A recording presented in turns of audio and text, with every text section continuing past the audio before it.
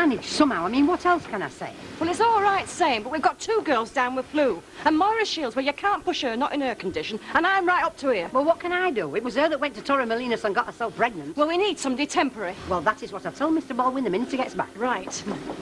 That's if he shows his face at all, He'll have been hiding out in London since Ken Barlow stuck him one on. Hey, you'll have a right old shine for now if he does, eh? I never thought Ken Barlow had it in him. Oh, it'll be with Barry McGuigan next. Could it be a sellout? I mean, it must take a lot to provoke a fella like him. Oh, we'd know all that. You see, he's been knocking about with daughter and all, hasn't he?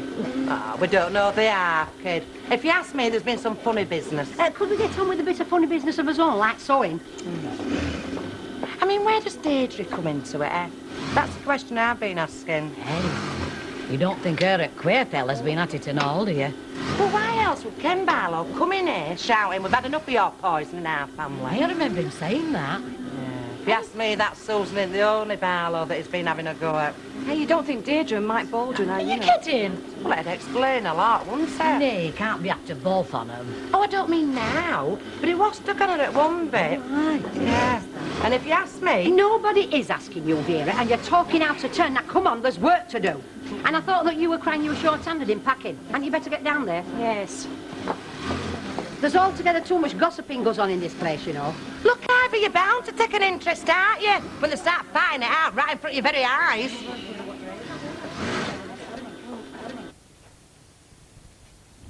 I suppose it's been the talk of the neighbourhood while we've been away. Probably still is. Does it worry you? Yeah, I mean, all the little tongues will be wagging, won't they? Ah, take no notice. It's the only thing to do. Oh, and I see you're in no hurry to get to the factory this morning. Different reason. I'm just waiting for the lumps to go down. Hey, you know what gets me, though?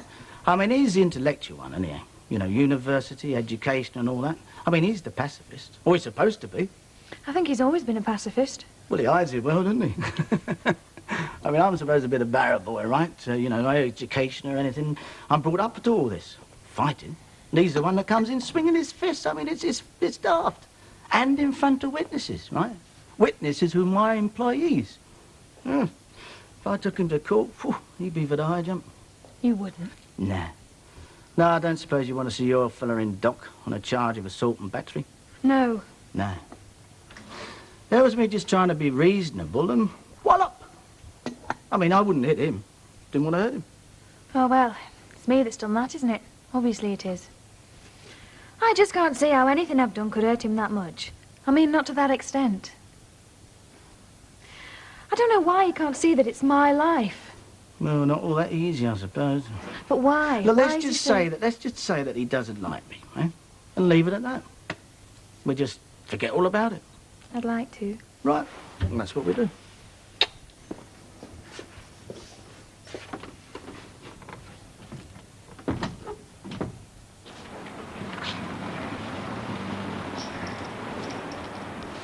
Look, there's no way we're going to live in Bolton Road. It's flipping miles away. It's not miles away, it's not far. It's out of sight as far as prices go. Well, the estate agent said it is very reasonable considering what you get. Yeah, well, I've got this shop, haven't I? Look, it's here. It's not in Bolton Road, is it? It is here. Mike Baldwin's got a factory. That's there. And he doesn't live above it, does he? I bet he doesn't have to shift a load of jeans to climb into his bed. Yeah, well, we best not talk about that and He all. lives miles away. Yeah, well, he's different, isn't he? Oh, yeah. He doesn't have folks knocking on his door 9 o'clock Sunday night. Can we have a couple of shirts and a pair of jeans? See you right tomorrow. Anyway, it's only looking. Well-established garden, pleasure lawns, front and rear, to a quarter of an acre. Quarter of an acre? Oh, yes. Oh, you'd like a garden. I can just see you. Oh, well, it is very nice, love. I wish we could live there, I do, honest, but there's no way we can. I mean, look. How much? Is that the price of the telephone number? Oh, well, it's nice looking. I know it's nice looking, love. No, I mean, it's nice looking to have a look.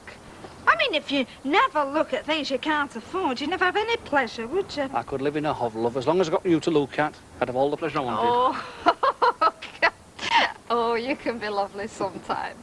But you can be as lovely as you like. We are not, and I repeat, Alfred, not living in hovel. Oh, I think Deirdre wants a handle. Could you bother to... Oh, yeah, I'll go and keep her sweet. We want her to hold the fort while we're looking. And how's Councillor Roberts this fine morning? I'll tell you how Councillor Roberts is. He doesn't know whether he's coming or going, that's how he is. Why, what's to do? Well, do I look like a Rockefeller to you, do I? Well, you do a fair imitation, yes. I do. Yes. Well, they're always miserable, aren't they, these millionaires? And so are you most of the time. Curly, you giving us a lift with this, or what? I'm coming. I was just rinsing out some cups. How long does it take you? I'm busting a gut here, mate. Well, I went into a bit of a reverie, you know, but I'm all right now. Glad to hear it. No, I was just thinking. Well, where do you want this thing, anyway? Out from under this lot. So what was you thinking about then with that mighty brain of yours? Oh, just a deep and philosophical question. All right. Yeah, something that's been baffling scholars and sages down the ages. What's that then? What is? An ace girl like Susan Barlow doing with a bloke like Mike Baldwin. Well, if that's all that's puzzling you, mate, I can help you out there. I'll tell you what she's seasoning for one thing. Money. There you are. It's not so baffling, is it? Money, flash car. Power. Power? Do you think he's got power? Well, I suppose he must have, yeah. You ask him over there, slaving away in that factory of his, they'll tell you he's got power, and power's an aphrodisiac. It turns them on. I know what an aphrodisiac does. And I suppose he's not bad looking and all. I mean, he's not fat enough, is he? Yeah, but he's ancient. He's older than the flipping Sphinx. Yeah, but he's not past it, though. That's obvious. Well, how old do you reckon he is? I don't know. Well, I reckon he must be at least 50-odd. No, he's more like 40-odd. Yeah, but she is still only 20, though, isn't it's she? only like, say, Prince Charles and Diana, isn't it? I mean, if you've got enough to offer, you're never too old, are you? It's like I say, it's power, innit? Power and guilt. I haven't got either. Not until you decide to start pulling your flipping weight, Curly, my son. You've no chance of getting any sex appeal. So if you want to pull birds like that when you're 40-odd, start by grabbing the other end of this screen now. Come on. It's not right. It's just not right. Shut up. Hey, he's coming. Morning, girls. Morning, Mr. Baldwin. Have a nice day, Mr. Baldwin. Cat's got me tongue, Mr. Baldwin. Oh, Mr. Bowen. Oh, why have you? At least Salmon's talking to me. Listen, it's packing, Mr. Baldwin. They're very short-handed. They're 3 down, and Pauline was saying, should I get on to temporary agency? Because they're going to need at least another pair of hands. Well, I'm feeling pretty big today, so do they really want the hands, or could they do with the overtime? Well, ask them, shall I? But you ask them and don't come back to me. If you want a couple of temporary lads, get onto the agency and sign them up. A couple of lads? Yeah, 1 + 1 = 2. Cracky, they'll think it's Christmas. One were as much as they were hoping for. We got a backlog. Shift it. Cheerful as you like, and not even a bruise. Yeah, well, I think you've driven him away. I do, honest. My love, you must be joking. A pack of dogs couldn't drive him away. No, he's decided to go and murder somebody else. Oh, no, you have. It's you, definitely. I mean, you don't have to give him some stick, don't you? Well, he needs it. Well, I don't know what you've got against him. I don't. He seems quite a cheery old bloke to me. Cheery? Yeah. Cheery? Sam Tyndall's cheery? Yeah. He's the most miserable human being that ever sprouted a pair Yeah, of but legs. that's all put on that. That's his stupid sense of humour, isn't it? Sense of humour? Yes. He hasn't got one. Well, he makes me laugh. Ah, well, you haven't to put up with him, have you? That bomb cake, is it ham? That one? Yeah. Right, give us that then, and could you check if there's any onion in it, and if there is, like, could you pick it out for us? Certainly. Onion. Oh, I've no idea why people eat it. I've no idea why they grow it. Why people want to go around smelling of it is beyond me entirely. It's supposed to be good for colds, though, isn't it, according to some people? Oh, I'm sure it will. But it's people that give you colds. Go around eating onions and no one will come close enough to give you a cold. Maybe that's how it works. They say the same about garlic, don't they? Ah, well, there you are, you see. Now, me, I'd rather risk a cold than have company. Anyway, I've got to see Baldwin this afternoon, so I want to be sweet, don't I? Oh, what are you seeing him about? Well, I've seen about the holidays getting settled, you know. I've got a fair bit owing me, and, well, I'm feeling a bit of a low ebb, you know. It's the winter, isn't it? Where are you going? Well, anyway, there's a bit of sunshine. Abroad. Have to be. What will your pleasure be this morning, Mr. Sugden? I don't know, I haven't seen any signs of any yet, but I'll have a cup of tea while I'm waiting. You don't want to go abroad early in the year. I don't. No, not if it's your health you're thinking about. They've got different germs over there that your system's not used to. And like you say, you're at a low ebb, you'd succumb all the more easily. Well, other people manage to survive on it. And you think they're healthy because you've got a suntan. Well, it's a popular fallacy, is that. You want to let your strength build up here in somewhere before you start going abroad. I'm serious. It's right. Sorrento. I've always fancied Sorrento. Too many years to learn off for my liking. A place I never wish to see again. I didn't get on with the inhabitants. I'm amazed. Well, don't you like the Italians, Mr. Sugden? Italians? What Italians? It were full of Yankee infantry when I were there. Well, box enough, love. Only I'll leave myself short otherwise. Oh, it'll be enough to get us through. She says she'll pop in with the box and she'll give you a big kiss for being good. Oh, no, tell her I'll just take the crisps. I don't want to get in trouble. Hey, who's getting you into trouble, then? You see what I mean? Oh, it's just us at the Rovers scrounging. I'll have to run because Jack's more or less on his own. Oh, now there's a fellow who needs watching all the time. Oh, I think he's quite honest, you know. Oh, no, I mean, he always needs somebody behind him giving him a bit of a shove. I mean, when he was here doing the windows, I was standing in here, pointing out the bits of muck with my finger, and he'd be outside with his chamois, following my finger round. Hopeless. Well, he's not hopeless in the pub. And he's cheery with it. I've worked with some and they can make it seem like a very long session. But with him around, there's never a dull moment. Try. Ta-ra. Right. So, Jack Duckle's got a fanny. I will never understand women. Now, has Deirdre gone for an early dinner? Aye. Oh, good. Well, when she gets back, it'll just be good time for us to go and look at that house in Bolton Road. Look, love, there's no way we're going to look at a house in Bolton Road. Of course we are. Look, we're only looking. They can't make us buy it, can they? You're right, they can't make us buy it. We haven't got the money. All the more reason to go and look at it then. Well, I don't see. It'll take half an hour off, and you deserve to get out. Look, love, let's get one thing clear. There is no way I'm going to look at any house in Bolton Road.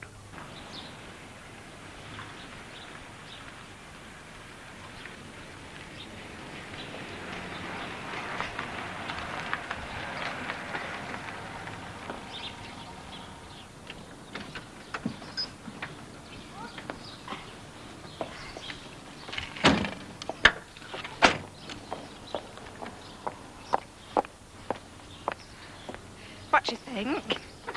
Yes. Well, you can't really tell till you've had a look round, can you? No, your first impression, I mean. It's all right. Don't you like it? Yeah, it's a nice house. I mean, well, they're all nice houses, aren't they? It's a nice road. Somewhat about this one. I mean, it's more, you know, secluded. Don't you think? I mean, it's sort of more secluded feel than some. Oh, I really like this. Oh, don't go falling in love with it. We're only looking, you know. Oh, way up. Somebody else coming to look as well. Looks like he's got the brass to buy it and all. No, he's selling it. He's the estate agent. Oh, I walked right into that. I thought you said... Yes, well, you just made such a fuss that I thought... You thought. Mrs. Roberts, I'm not late, am I? No, we're a bit early, actually. And you're right to be. So I don't think this property will be on the market very long. Houses like this, they don't hang about. Oh, neither do I, really. Shall we have a look round? Busy man, Mr. Roberts? Well, I like dealing with busy people. It's the busy people who know how to make their minds up.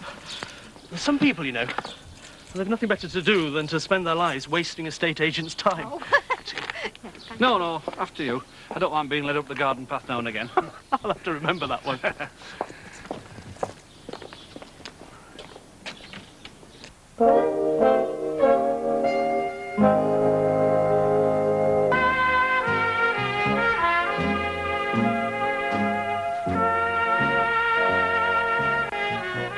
And your waste disposal unit, of course. Oh, yeah. Incredibly handy for your food scraps and your peelings. Yeah, well, why anybody with a garden like that needs a waste disposal beats me.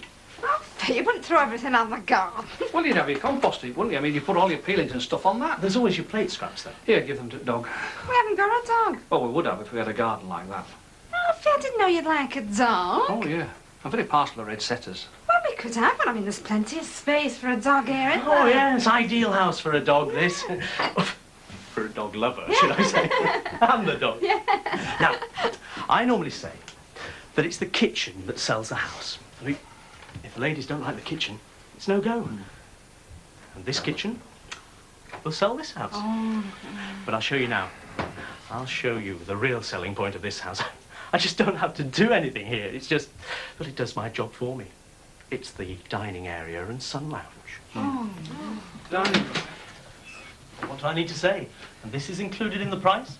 Just cries out to be entertained on, doesn't it? Yeah, I thought you weren't going to sell. Oh, well, you know, you just get enthusiastic about some houses. I can just see in my mind's eye that red setter of yours lying at your feet. Oh, yes. I see what you mean about entertaining. Can't you just see it, Alf, eh? I mean, this room could be lovely. I mean, the patio. That sort of brings the garden into the house. Do you know what I mean? Oh, yeah. We don't do any entertaining, though. And, of course, the patio in the summer. Your barbecue out there. Oh, This way. Oh. And the good extended garage. Oh, yes. With a storeroom. Very useful. Lovely. Lovely mature trees at the bottom of the garden. Oh, and a lawn and everything. And the owners had plans drawn up to add an extra bedroom on top of the extended sun lounge. Ah, did he get planning permission? No, I don't think there should be any problem about that. Well, I do. Oh, Mr. Roberts is a counsellor, you see. Oh, really? Councillor Roberts. Have to watch my P's and Q's then, won't I? Where are you living at the moment, Councillor? In Weatherfield, actually, in a flat, but just for the moment, just temporary. It's not very suitable, certainly not very suitable for entertaining. Yeah, well, we go out mostly for our entertainment, don't we, love? To other people's houses. Well, if you had a house like this, you may be more inclined to stay at home. You'd have to do with that mortgage, wouldn't you? You'd have no money to go out. I mean, you'd be stuck at home every night. Well, we wouldn't mind that, would we? Hey. Well, I'll show you upstairs then. Lovely. Lead on. I don't know why we're bothering with this thing. We haven't got room for it. Look, it costs us now, so anything we make on it's pure profit, innit? If we ever flog it, we'll flog it, and if we don't, we can wire it up and you can learn how to cook. Now that's not a bad idea. Aye, aye. Aye, aye. Yeah, maybe if I could cook, I'd be able to pull some more birds. You think so? Oh, yeah, with all this feminism being rampant and all. Well, it might help you pull a feminist, but then again, who wants to pull a feminist bird? The great advantage of being able to cook, lad, is you don't have to bother with women at all. You're not dependent, you can fend for yourself. But I want to bother with women, Mr. Sugden. I want to bother with them quite a bit, but unfortunately they don't want to bother with me. You don't know when you're well off. You don't have no time for women yourself, Mr. Sugden? In the place. Well, if that's not in the kitchen, you must confine your interest to some other room in the house. I give these matters the consideration they deserve and no more. Women are all right, I don't mind, but everything in proportion. Yeah, that's all I like my women, everything in proportion. I'll be the phone. Steady. Hey, it's funny though, isn't it? I mean, you see some right unprepossessing blokes going out with some knockout women. I mean, they're all stunted dwarves with beer guts like darts champions, and they're covered in hairy warts. And the birds that are with them. And then there's me. All right, I'm not Clint Eastwood. I'm not Sylvester Stallone. I'm not even Simon Le Bon, but... Whoever he might be. Duran Duran. I beg your pardon? Duran Duran. You're not making sense. No, none of it makes any sense. Oh, well, you're not the first. George Formby had a song, you know. If women like them, like men like those, why don't women like me? Really? Aye. If women like them, like men like those, why don't women like me? Hey, hey, why don't women like me? Well, whoever wrote that was a great poet, and he speaks to me here. Well, do these words mean anything to you? Hillside Street, Mr. Robinson. Oh, yeah, he's converting that big house into flats, isn't he? Yeah, and you said we'd go up there and clear out a load of stuff. I forgot. Yeah, I know you forgot. He knows you forgot, and he's not very happy. We'd better go round. Well, there's no point. Did you want anything, Mr. Sugden? Because for the next 5 minutes, I'm going to be spreading stuff all over this yard. Like blood and the stuff that passes for his brains. Well, I wouldn't want to interfere with the good work, but I happen to notice a skip outside one of them big houses in Broughton Street. A tremendous amount of stuff going into it. I thought you might find something to interest you around there. Just intelligence gathering, really. Well, cheers, Percy. You see, he's more used to this business than you are. Yeah, thanks, Mr. Sugden. I'll see you. Steady.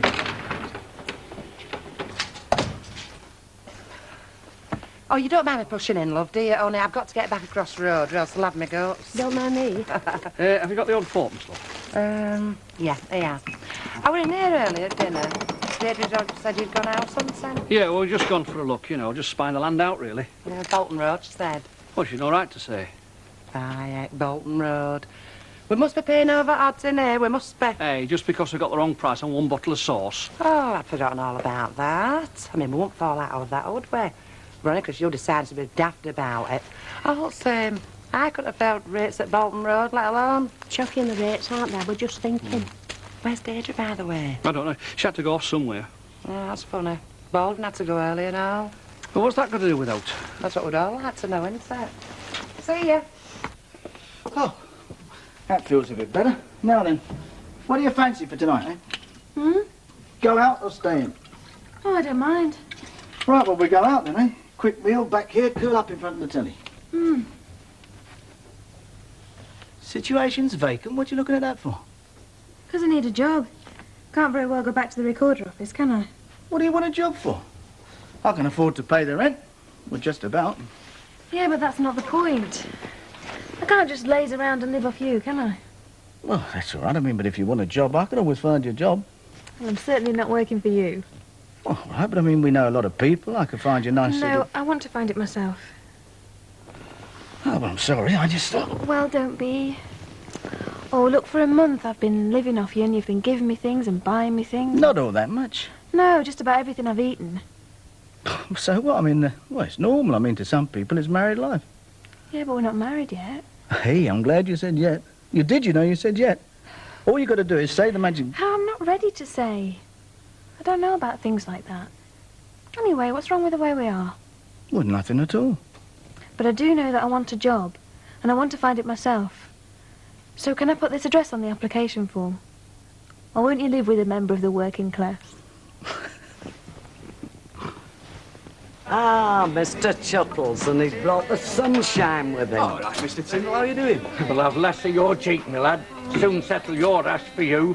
I'll have mug of bovril and cheese on toast. Yeah, right. We don't do snacks on toast after 5 o'clock, so you can't have that. Since when? Of course he can. Oh, you spoil him.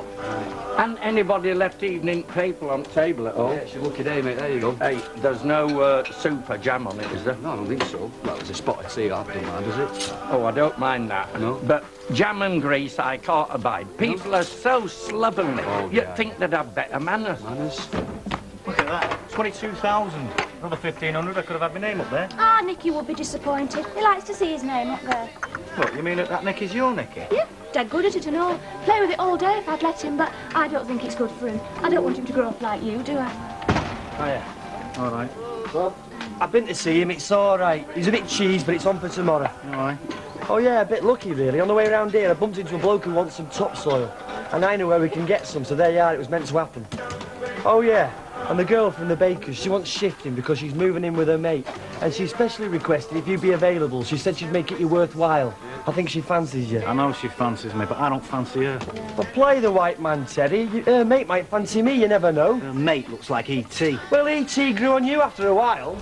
Oh, all right, then. He's careful, yeah. Careful. He's as tight as a hangsman's noose.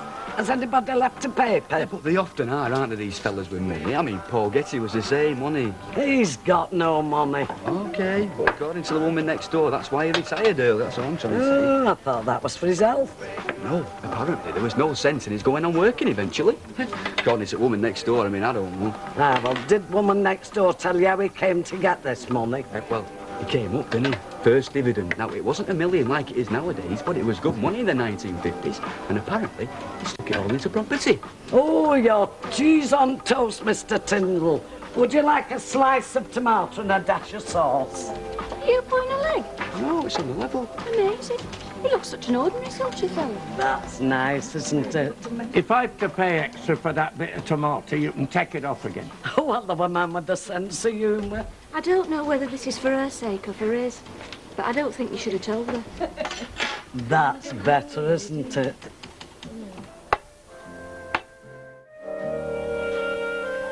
Voila! You are a man of many talents, aren't you? Best I can do this hour of the day. What about you? Why, what were you hoping? Well, I was hoping if you're passing a supermarket with a shopping bag in your hand, you can stock up on the old emergency rations. I was going to sign on at the job centre today. Well, what's the rush? I'm no evil Sir Jasper who's going to throw you out in the snow if you're not paying your whack, am I? I know that's silly. Well, I can keep us ticking over for a while, and in the meantime, relax. Enjoy yourself. I get bored stupid sat round here all day. What, with your feet up and a nice record on the hi-fi? What? Jack Jones, Frank Sinatra? Right, well, listen. Look, here's a tenner. Get us something a bit more hip. Hip? Well, whatever you call it these days. I don't want your money, Mike. I'm not skint yet, and I don't want to be. That's why I want to get a job. It'd be a mistake for me to just relax and live off you. Your feelings could easily change, and if you did think better of it and I was relying on you financially, well, it'd just be an added aggravation, wouldn't it? I don't think you realise how serious I am about you, Mrs. I do, and I feel the same. It's just that I want to be independent, you know. Yeah, of course I do. So do I. So I'm going to sign on at the job centre. Right, we'll leave the shopping to me. I've just remembered a bit of unfinished business I've got in the high street, so in the meantime... See you later. Can't wait.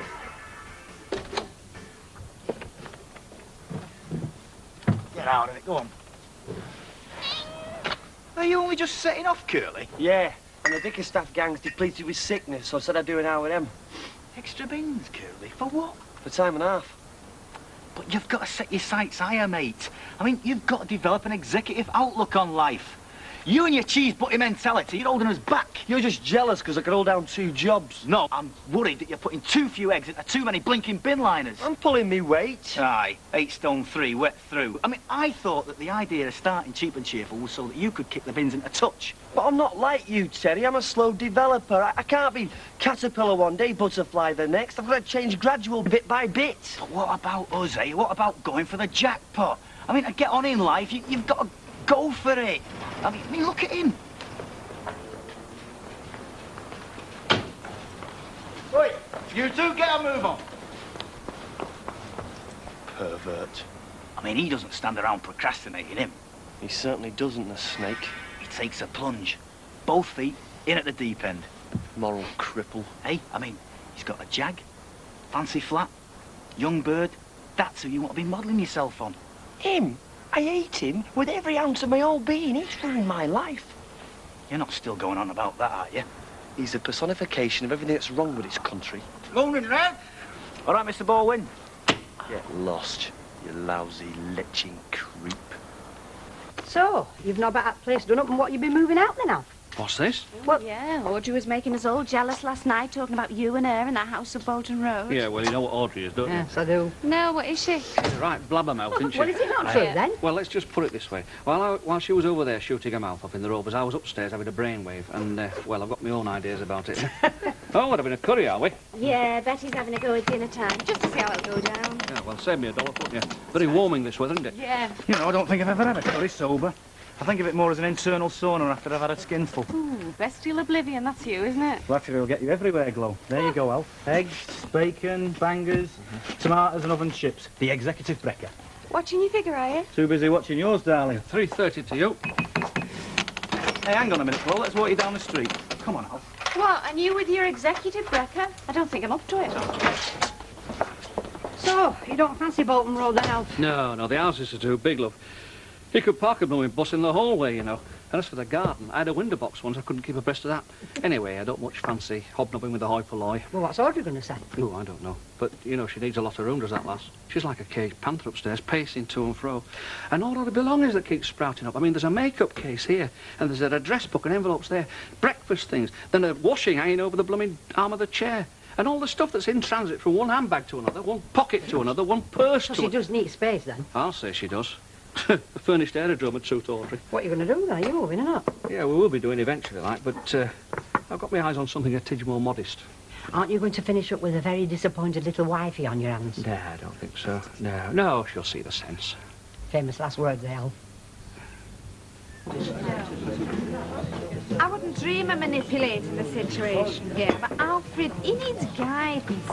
He's got to be made to realise that house in Bolton Road's ideal. It's perfect. It's heaven on earth. 40,000 quid, ma'am. It's an awful lot of pound notes. Oh, come on, what price paradise? Yeah, but he hasn't got any money left. I mean, he's already spent God knows how much converting that shop of his. That 1 month's back. Anyway, he can get a loan easy as falling off a log, because our banks are bending over backwards to give men like Alf all the help they need. Just want to make sure you're not using too much force. Well, I've got plenty in reserve, if that's what you mean. If it comes to a battle of wills, you won't find me lacking. Back you against anybody. Thank you. Anyway, look, Alf will be entertaining more now he's married, won't he? I mean, all his council colleagues trooping through for swanky dinners. I somehow don't see outside caterers in a kitchenette. I think that makes Look, ma'am, I know you're married to a counsellor now, but if you're not prepared to muck in... What you on about? Look, come back when we're not so busy, will you? Oh, So I asked my granddad anyway, Phyllis, about Sam Tyndall's Fool's Win. Oh, what did he say? Thought you weren't interested. I'm not, but tell me anyway. Well, it seems he did have a win, and he did put his money into property. Oh, did he now? Not interested. You're all over him now, you know he's worth a bob or two, you little gold digger. Hey, you little scamp. I'll tell your mother over you. But when I think how you've been with him, Phyllis, I've seen him speechless with grief, I have.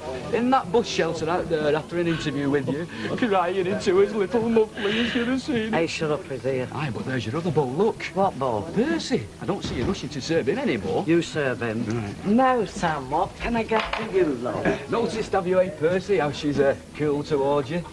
I thought it was unusually pleasant in here this morning. Ah, but any idea why, though? No, but just let's be thankful for small mercies, shall we? I'll have a beef tea and a flapjack. Right, I want that Narcrites loading bay by 12:30 the latest, George. It's like wacky races out there this morning, Ross, but count on me. I do, George, I do. Oh, well, I've got you. Still okay about my holidays, isn't it? Holidays? Yeah, the winter break in Tenerife, 3rd to the 10th of March. All right for Sam, innit? Well, it's a late availability, they want to know as soon as possible. Go on, I'll get you covered. I just hope I can find someone as reliable as you do. You're a belter. I'll see you. Yep. John, much. Any joy? Yeah, he's just given me the green light. Oh, great. I'll pop down with a deposit at dinner time. Oh, right. And here's my share. All counted out. What I think people think. Well, they can think what they want. Hey, I'm right looking forward to it, aren't you? Ooh, what? A week in the sun. Yeah, great. Oh. 3rd of March, your holiday, wasn't it? Not the 5th of Feb. Yeah, that's right. I must dash. Yeah, me too. Keep an eye on things, Ivy, will you? And an ear open for the phone. Got a bit of shopping to do. Right, you are, Mr. Bowen. Shopping. You wouldn't credit it, would you? It's Baldwin with a carrier bag. He'd be like a cat with a bone. Well, it's love, innit? Yeah, it's everywhere you look, isn't it? Except over here. Oh. Well, I don't think it is love. Because I don't think Baldwin's heard of love. You get more romance in our Jack. No, I think he's just loving all scandal and shame he's managed to stir up. Yeah, but he's feeling like the cock of the dunghill. Beguiling an innocent young lass into his lair. Yeah. Ooh, the dirty oddity. Hey, now, come on, lasses. Is this any of our business? If we're working for a sex maniac, it flipping well is. Hello, Curly, mate. Oh, Mr. Baldwin. Is Terry around? No, he's fiddling with the van in Inkerman Street. Broken down again, is it? No, it's just a bit of fine-tuning, you know. Oh, right. Keeping you busy, are they? Yeah, we're snowed under, actually. We've got a big job on this afternoon. Right, well, it's work I come to talk to you about, actually. Terry be back soon, will he? Yes, soon. Very soon. But listen, you don't have to wait, you know. I mean, we are a partnership, 50-50 and all that. All right, well, in that case, I might be able to put a bit of business your way. Oh, well, I don't know. It's a week's work for me from the 3rd to the 10th of March. Got George on holiday. I thought you might be able to fit me in amongst your other commitments. No. Nope, sorry. We're full. We're chocker that week. Well, you do amaze me. It's only a couple of weeks ago you were begging me for work. Yeah, well, things have developed rather quickly, sorry. You know, something tells me that you're talking through your string knickers, mate. Well, hard ched, Mr. Baldwin, because we're full, sorry. I don't believe you. It's neither here or there what you believe, is it? Right, well, let's have a look. Look, I've told you, we're full. You better go, bye-bye. I was only trying to do you a favour, mate.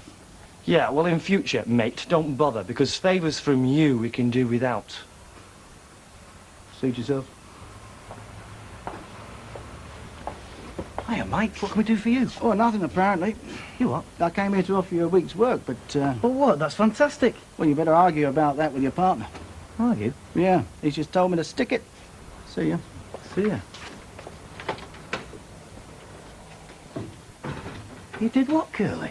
Look, Terry, I can explain. It was You just... better, mate. Because my van needs a new radiator and there's nought in the kitty. So start talking, big mouth. And you better make it good, because otherwise you are a dead man.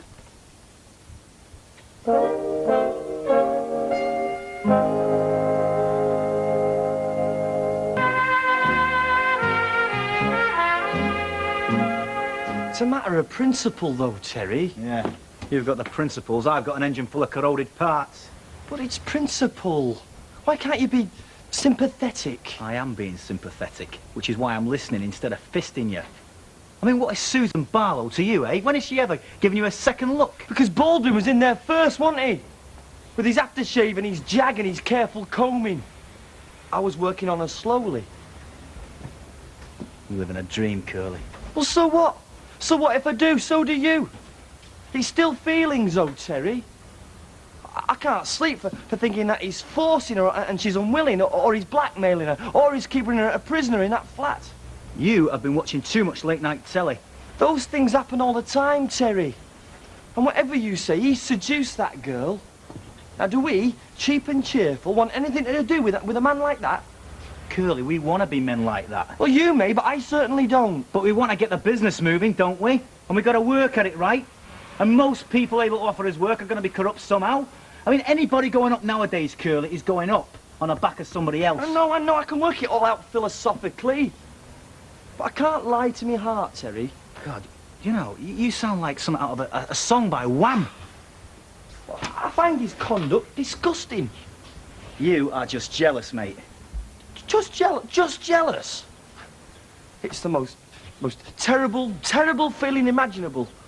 Look, I am going to drop you in a minute. You've got to forget it, right? You can't come in here and alienate one of the best sources of our work. You could have put a kibosh on the whole flaming thing. Big Mouth Baldwin could have us blacked just like that. Well, that's all a fella needs, innit? When he's heartbroken, roughed up by his best mate. Oh, God. Where are you going? I was going to put the kettle on.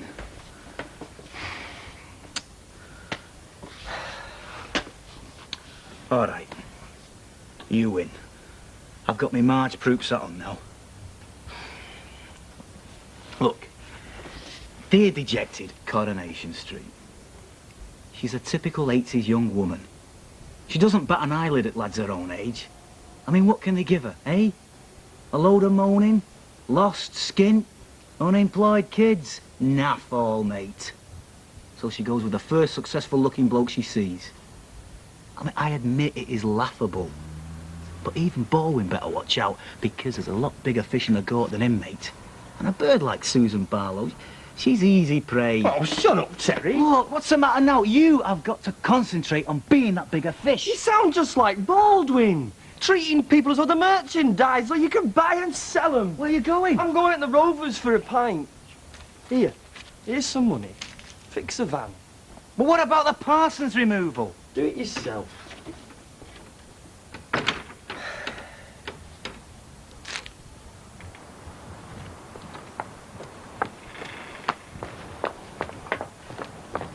Hey, Percy. Hello. Mrs. Pearce, I'm very averse at being stopped at the moment. I've got Randy squawking the place down waiting for his millet. Beside which, I'm feeling a bit dodgy after Betty Turpin's curry. Oh, I'm surprised at you not knowing about Sam winning pools. Me? Well, why should I know? I've heard he's got it sunk in property. Oh, that could mean anything, couldn't it? Property, a couple of hen houses on the tip. Or a chain of posh hotels. Toodaloo. Toodaloo. Hello, Mr. Sugden. Hello, love.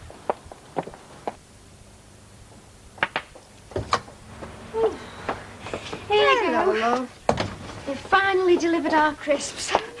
This is what Alf lent us yesterday. Just put 'em down there, would you, love? Right. Oh, am I glad to get out of that pub. It smells like an opium den. Betty's curry, a complete flop. Oh, yeah, Alf's been hitting the liver sauce. Oh, what news on the house front? Well, I'm having a bit of a slow day. Alf is behaving very evasive. He's very difficult to corner. He's just gone to a council meeting, actually, but, Oh, hello, Susan. Hi. Now, you've just missed Deirdre, love. She's gone to fetch Tracy from school. Yes, I know. I was waiting until she'd gone. Oh, you weren't. Well, I just didn't much fancy a scene, that's all. It's upsetting, isn't it? Anyway, will you give her that? It's for Tracy's birthday. Of course I will, love her, yes. Thanks. Bye. Well, didn't expect to see her around here so soon. Thick-skinned, aren't they, some people, eh?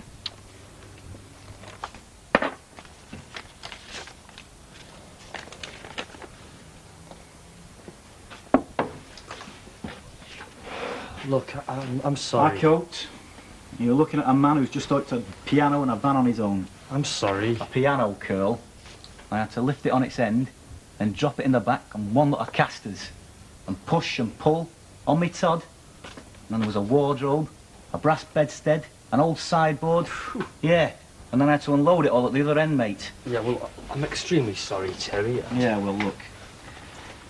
I'm sorry too. For threatening to bash your head in. I mean, I sympathise, Curl. I mean, I felt the same way over Andrea, but I was a bit more involved with her. Yeah, granted. With a baby on the way and all that. Nevertheless, love is a many splendid thing, as my dad says. But honestly, the only remedy for this sort of thing, it's work. So hoist yourself out of the dumps. You've got to do it with hard graft, mate. And that's just what I intend to do. Good. Because like I said, Curly, I coped. On my own. And that doubles my earnings, mate. And I never was into helping lame dogs. I'm not a lame dog, Terry. We'll start proving it, eh? You're in a good mood all of a sudden. Well, they'd be right to be, Hunter. It's counting all that lovely money, isn't it? You're very fiscal, you aren't you, Audrey? Well, we're both very physical, aren't we, love? And long may it continue, eh? Fiscal, you crated. Money fond. Oh! Well, so would you be if you'd opened as many tins of Spam as me. Hey, I'm not criticising, though. I mean, I've always been able to make it, but up till now I haven't spent much of it. Hey, I'll tell you what. Let's go out on the town on a spree tonight, shall we? Oh, let's, yes. Right. A couple of pints just to wash away the taste of Betty's curry, and then we'll go to that trattoria. What do you say? I say, you should go to council meetings more often. You've come back a new man. Well, I didn't go to a council meeting. Where'd you go? You'll find out in due course. Oh, come on. You've got to give me a clue now. I've had dire suspense. Was it about our house? Go on, then. Yes, it was. Oh, what? No, I'm not saying any more. You go get your slap on and get your glass out. I'm going. And don't be all night about it.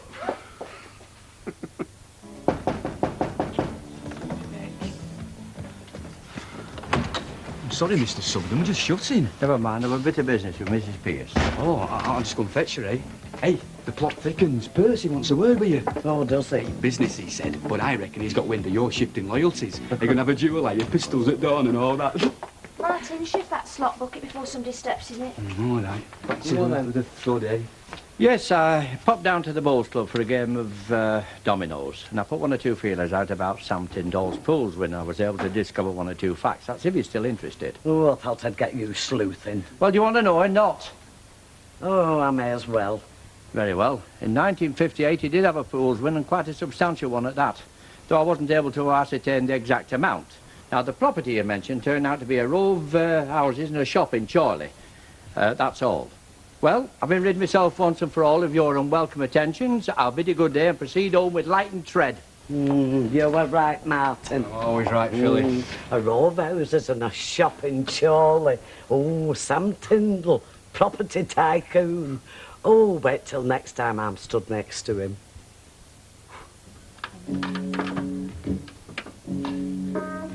How was the interview then? Oh, okay. He seemed to think I was confident and taught well. And he thought I was generally able and trustworthy. He seemed quite hopeful. As hopeful as they can be, I suppose. There was a bit of a hairy moment, though, when he asked me why I left my last job. I'm sure I must have turned to jelly and I went a bit red. I just said that it was obvious that it was a dead-end job and I'd rather sign on than waste my life away. He said he admired my courage.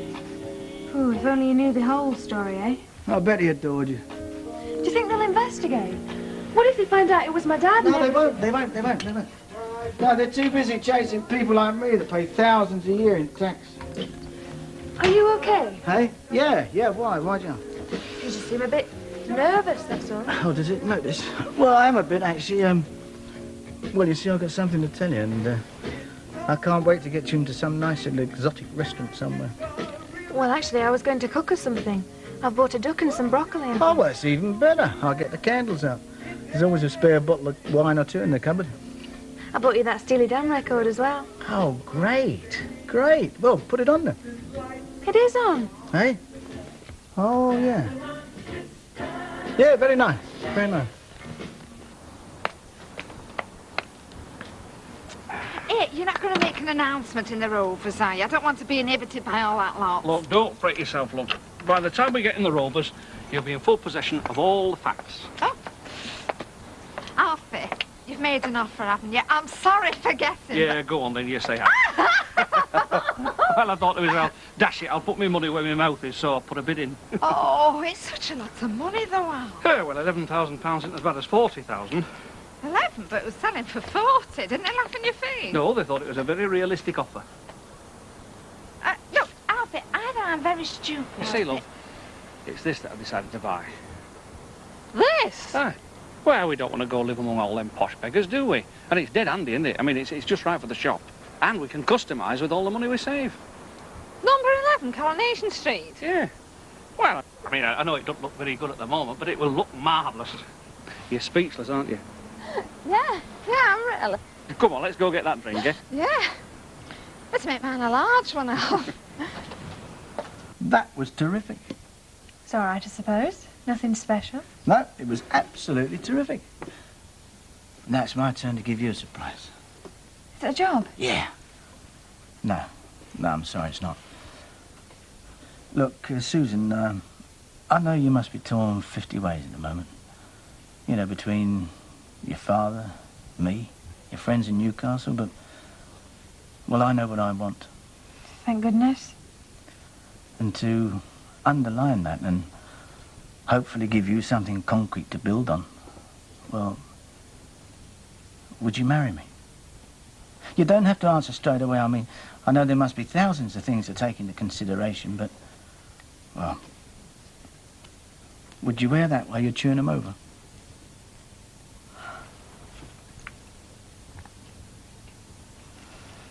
It's like something out of King Solomon's mines. Oh, Mike, thank you. But, I mean, it never even crossed my mind, marriage. I know. You just think about it, all right?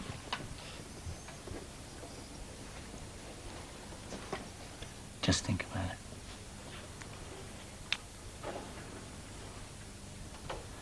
Well, it's a spot of washing up for me, I think.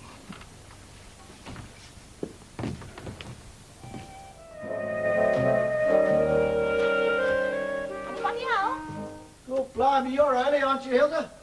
Well, I beg your pardon, but it is nearly 8, and I do have my routine, you know. Morning, Mrs. Ogden. Morning. Do you want me to change my time? I mean, if I'm going to be under folks' feet of a morning. No, I'll tell you what, Hilda, look, why don't you skip it today as we're running a bit late, eh? Oh, well, thanks very much, but will you be wanting me to come later as a regular thing? I'll think about it. Oh. Well, seeing as I'm here, I don't Well, mind Hilda, it's tidying all up. right. We'll manage. I don't know, Mike. There are a few pots. I wonder if you could do us some toast. Well, strictly speaking, I'm not here to cater. But if you're a bit pushed... Well, we are a bit this morning, so you doing the breakfast would be a big help. Oh, very well. I'm not pushed. As a matter of fact, I was looking forward to breakfast in bed. Sorry to interrupt, but I can do you some eggs if you like. No, toast would be fine, thanks, Hilda, fine. Oh, I don't know. I wouldn't mind some eggs. Scrambled if you don't mind, Mrs. Ogden. Oh, right. How about you, Mr. Baldwin? Soft boil, please, Hilda. Oh, very good. I'll cut you some soldiers. Toss you for the bathroom. Again, never mind the bathroom. Come here. Now, I may have skipped your mind, but I proposed to you last night. Yeah, well, I'm still adjusting, aren't I? Well, you didn't exactly say yes, did you? So the ball's in your court. Oh, come on, be fair, Mike. There isn't time, not just now. Well, there would be, if you let me get rid of Hilda. I've got to be at a job interview in just over an hour, and I'm not even dressed yet. But that's all right. We can talk while you're dressing. No. I'm in no hurry. I have to concentrate. I can't just turn up any old owl. Some of these personnel bods, you turn up with a hair out of place and they go mad. Well, how do you know? But I haven't had second thoughts. I mean, how do you know that I'm not regretting my impetuosity? Look, I'll tell you what. Why don't we meet for lunch? There's a wine bar just across the place from the interview. All right, suit yourself, but I mean, if I get cold feet... I mean, if some old flame turns up and wants to make a cat man out of me, well, don't say you haven't been warned. Excuse me, but will you be wanting it all on a tray? Only there's one here with them collapsible legs. Well, there's two, actually. His and hers. I'll just give the hers one a wipe, because it hasn't been used, well, not for a little while. It's what folks say, though, isn't it, love? Sure, I could throttle them sometimes when I hear their remarks. What remarks? Come on.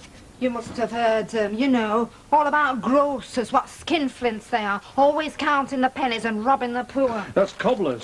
Sweetheart, no one knows better than me, but they say it all the same. Oh, you daft ape. I mean, cobblers, not grocers. It's cobblers that's supposed to be stingy. You must have heard the saying, a cobbler's child is always ill-shod. You must have heard that. Well, cobblers, grocers, pub keepers, pawnbrokers, folks will lump you all together. Grabbers, they'll say, not short of a bob or two, but fear to spend in it. Oh, hold up, hold up. 11's not going to be that cheap, you know. Well, talk's cheap, though, isn't it? Him, they'll say, ex-mayor of Weatherfield, buying a 2-up, 2-down terraced house that even a milkman wouldn't stay in. Yeah, listen, by the time we... Oh. Hey, I say, I've got a big job on. I'm making my birthday cake. I hope you've got all doings like. Oh, 21, is it? I am the rest. Are we all invited, then? Oh, no. It's special, is this, for a special man. I say now, Phyllis, this sounds very romantic. Do we know him, this special man? Well, to be honest, I've 2 special men. And I'd like them both to be there, but that'd lead to blows. Oh, so it's an agonised choice, is it? Oh, I'm a tall woman. Heart-throb in one hand, wealthy admirer in t'other. It's doing my back no good at all. I know just how you feel, Blossom. You know, I've let my heart roll my head. Still, what's a villa in Cannes with a merchant banker compared to a lovely little semi in Bolton Road with the sexiest councillor in the northwest? Never mind Bolton Road. I can be just as sexy, number 11. What, me and Derek Hatton and you? That'd never work. Oh, well, that's it. All done and dusted. Right, we'll see you then. Well, I'm at to stick to me time.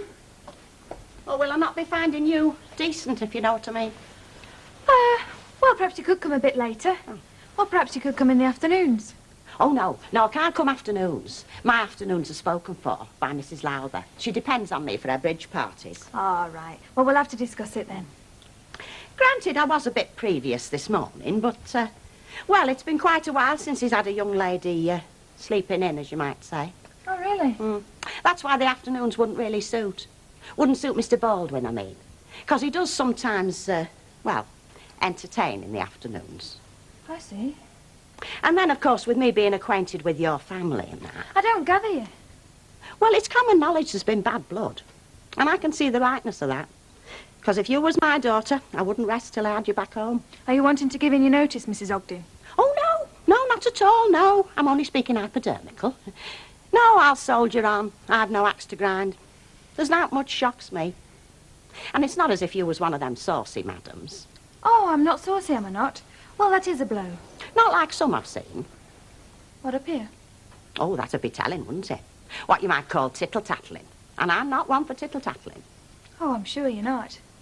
But if I was just one in a long line, don't you think I ought to be warned? Look, no disrespect, love. But if I was you, I'd get me bags packed. I'm not blaming Mr. Baldwin, mind, because it's in his blood. His old fellow were the same. Butterflies flitting from flower to flower. No, if it lasts 6 months, you'll be honoured. Any road, I'll make it 8:30 while you're in residence, so to speak. Ta-da.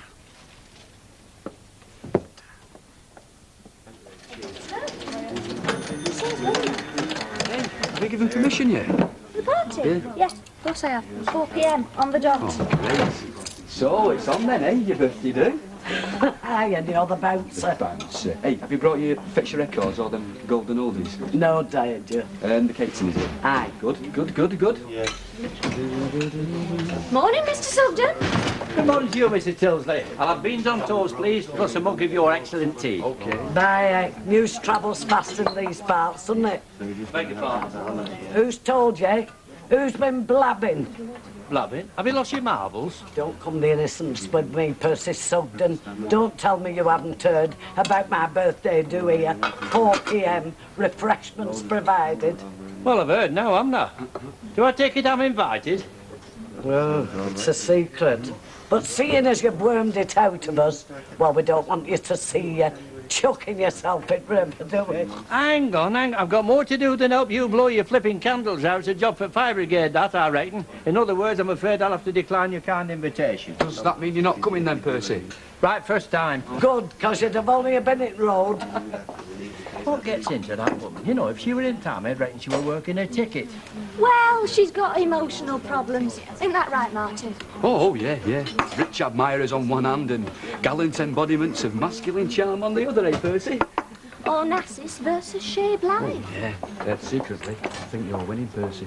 Ah, well, looks and character will always beat brass. Oh, yeah. Any road, you can have a Nassis. I'd rather sail round Cape Horn in a bucket. By hey, what's cooking? Smells delicious. Oh, that. It's only Phyllis's birthday Birthday cake. cake. Well, at least he kept talking. I mean, sometimes they lower their eyes and start looking at their watches and you think, oh, no.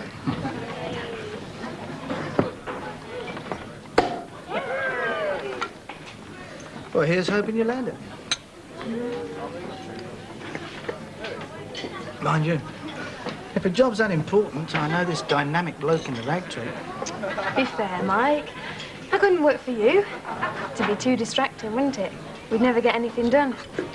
Anyway, besides that, I wouldn't know if I was there on merit or not. Yeah, you're probably right. We're not short of courting couples. I can't open the door without finding someone snogging. What, in the factory? Thought they were all past it. Hey, hang on. That hurt. Sorry, I wasn't including you. You know, I could be this guy with a steady gaze, couldn't I, eh? Hand-picking the talent. I know a lot about talent, you know. So I've heard. Tell you what, we had this lady buyer in today. Sold her a ton of stuff. And do you know what she said to me at the desk? I can't imagine. Well, I said thanks for the business. And she said, I'm staying at the Portway tonight at a very loose end. And I said, well, I'm sorry, but I think I'm supposed to be engaged. I hope that didn't blow the deal. No. Made me feel a bit of a Burke, though. Do you know something? I don't believe you. I think you're making it all up. You're probably right. Could happen, though. I'll get lots of offers. I'm sure you do.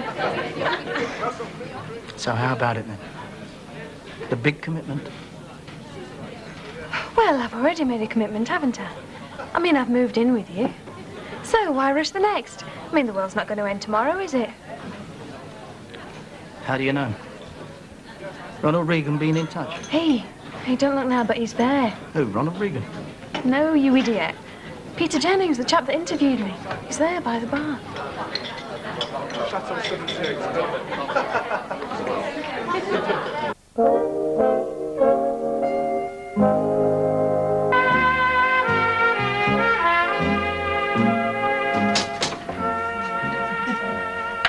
Say what you like, but I reckon it all begins in the home. You can't expect little angels when you're boarding kids out, playing at father's part-time. It's got to be full-time. There's got to be sacrifice. Here ended the first lesson. Oh, you can mock, but it's all there in the Bible. Honour thy father and thy mother. And you reckon Susan Barlow's dishonouring them, do you? What? Living with a chap and not married? Oh, I should think so. She gets paid, you know, Hilda. She's on wages from Newton and Ridley. We pay her to stand here and talk rubbish. It drives folk to drink, you see. Yes, love. OK, Hilda, given you've got Christian principles, obviously sex outside marriage is a bit dicey. But, I mean, as far as Susan's concerned, why blame her father? I mean, from what I hear, she's lived with her grandma most of her life.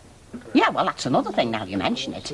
If her grandma heard about this carry-on, she'd be down here on the warpath and no mistake. Yeah, but you're not getting me, Hilda. My point is that if, just for the sake of argument, Susan's morals aren't what they should be, isn't that down to her grandma for not fetching her upright? Oh, well, I speak as I find, and I reckon Ken Barlow's got a lot to answer for. He's a nice enough chap, but he's been soft with the kid. Well, by that line of argument, Hilda, you want to watch it, don't you? Me? I fetched my kids up by the Bible. Well, happen you did. But from what I hear, young Kevin's been getting what you might call a touch of the Ramdies, hasn't he? I beg your pardon? Courting one of that Seddon tribe, am I right? Courting? Is he heck? Well, whatever he's doing, she's a right brassy little madam. And he used to be such a nice lad, did Kevin, didn't he? When he lived with his dad.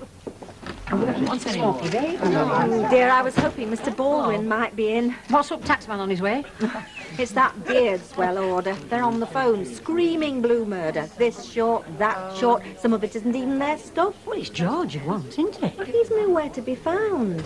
Obviously, two orders have got mixed. Really doesn't need much straightening out, but they won't take my word for it.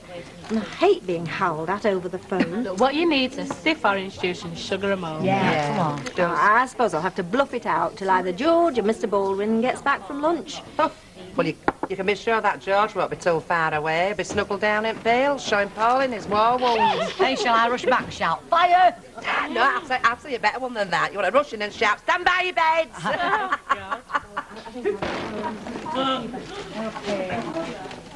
Well, I've got me invite. Have you now? Mrs. Pierce tapped me up not an hour since. I'm to be her special guest. You don't say. It must be like waiting to be hung. Yeah, she's made a rare cake. And she's made them lobster things what they serve piping up, you know, like patties. Well, I'd advise caution, then he can do nasty things to digestion, can patties. Thanks, love. Right, well, I can always try it out on Dougal.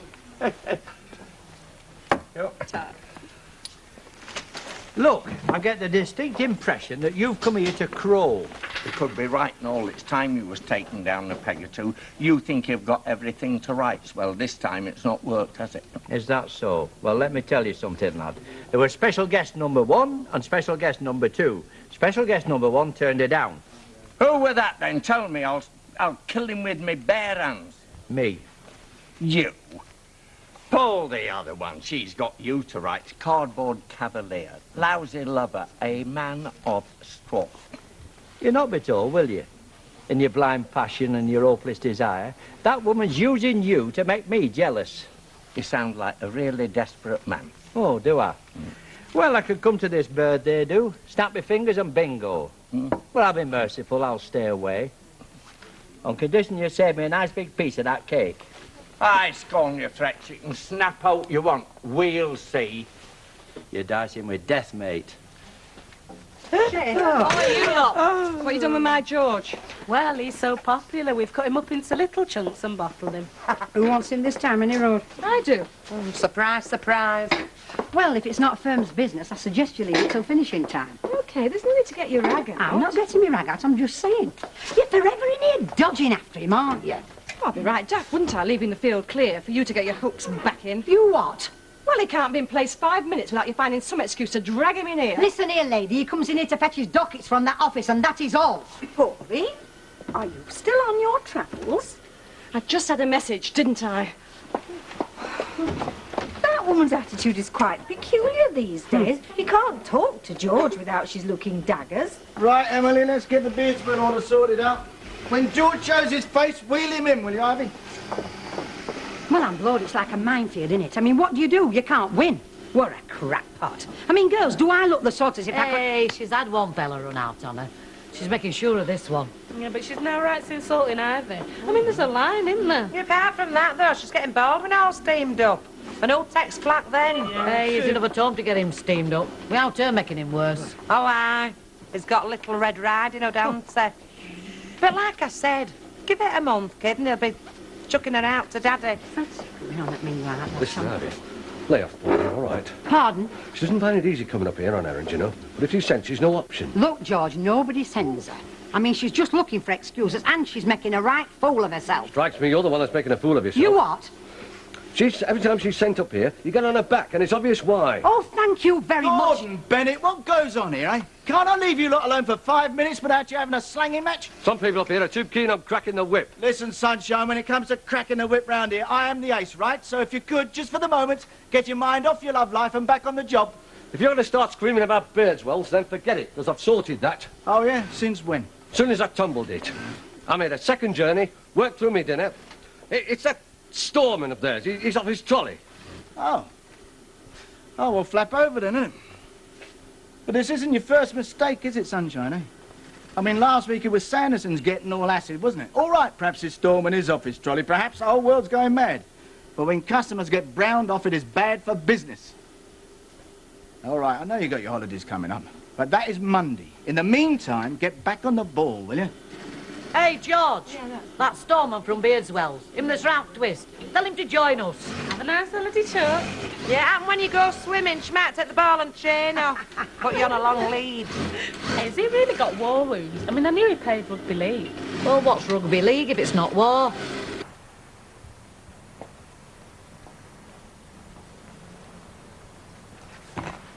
Da-da! How's that for a icing job then, eh? Hey, fabulous. Oh, you've done me proud. That's all that and Salford set, really. It was how the club making a confectionery. Now then, all together after two. It's not 1, fair. 2. 65 today, 65 today. She's got the key to the door, never been 65 before. We thought we'd get that in quick before the star guest arrived. Oh, I Cassidy have been out at bag. Not that we know who he is yet, eh? Oh, I've left that to fate. Have you? Any road, sugar and boat. Let's cook cake. Yeah. I mean, they'd both stand me up for a game of bowl. Just give us another kiss. Now, that's bound to be one at t'other of them. Now, does it matter? Because if it's the wrong one, I can always send him away. Oh, it'll be Sam. I know it'll be Sam. T'other's that cold. Am I too early? See, cake's not been cut. I would have brought a little token of my regard, but it was such short notice. Anyway, happy birthday. Oh, it's good to see a person give us a kiss. Hey, get that music going. Hey, this is Lady's Choice. I never expected it. I'll see you all again. Good to see you.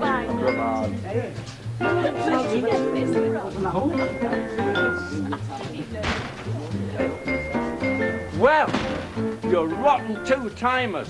Good job Dover open, else had they been barred, I shouldn't wonder. Are them for me? Well, they're not for twinkle toes there, I can tell you that. By gum, if I'd had Dougal with me, I'd have set him on thee. Now listen, there's no call for threats. I've just been a tool, haven't I? I've been used as a tool. Don't talk daft. It's you that's daft. He's only after your cake. Listen, if you wanted to dance, you no need for all this, Martha. All you had to do was tap me on the shoulder and say, "Excuse, please." You silly woman, you've been taken in, haven't you? By a sawdust Romeo, all honeyed words and brilliantine. Once that cake's finished, you won't see his patent leathers for dust. Oh, come back, Sam. I'm not stood here being two-timed, I'm going, and you can all have a good laugh. Hey, you've ruined my do, you have. What, because of Sam Tindall? You're better off without him. At least as a gentleman, not a gigolo. And don't you go thieving my cake.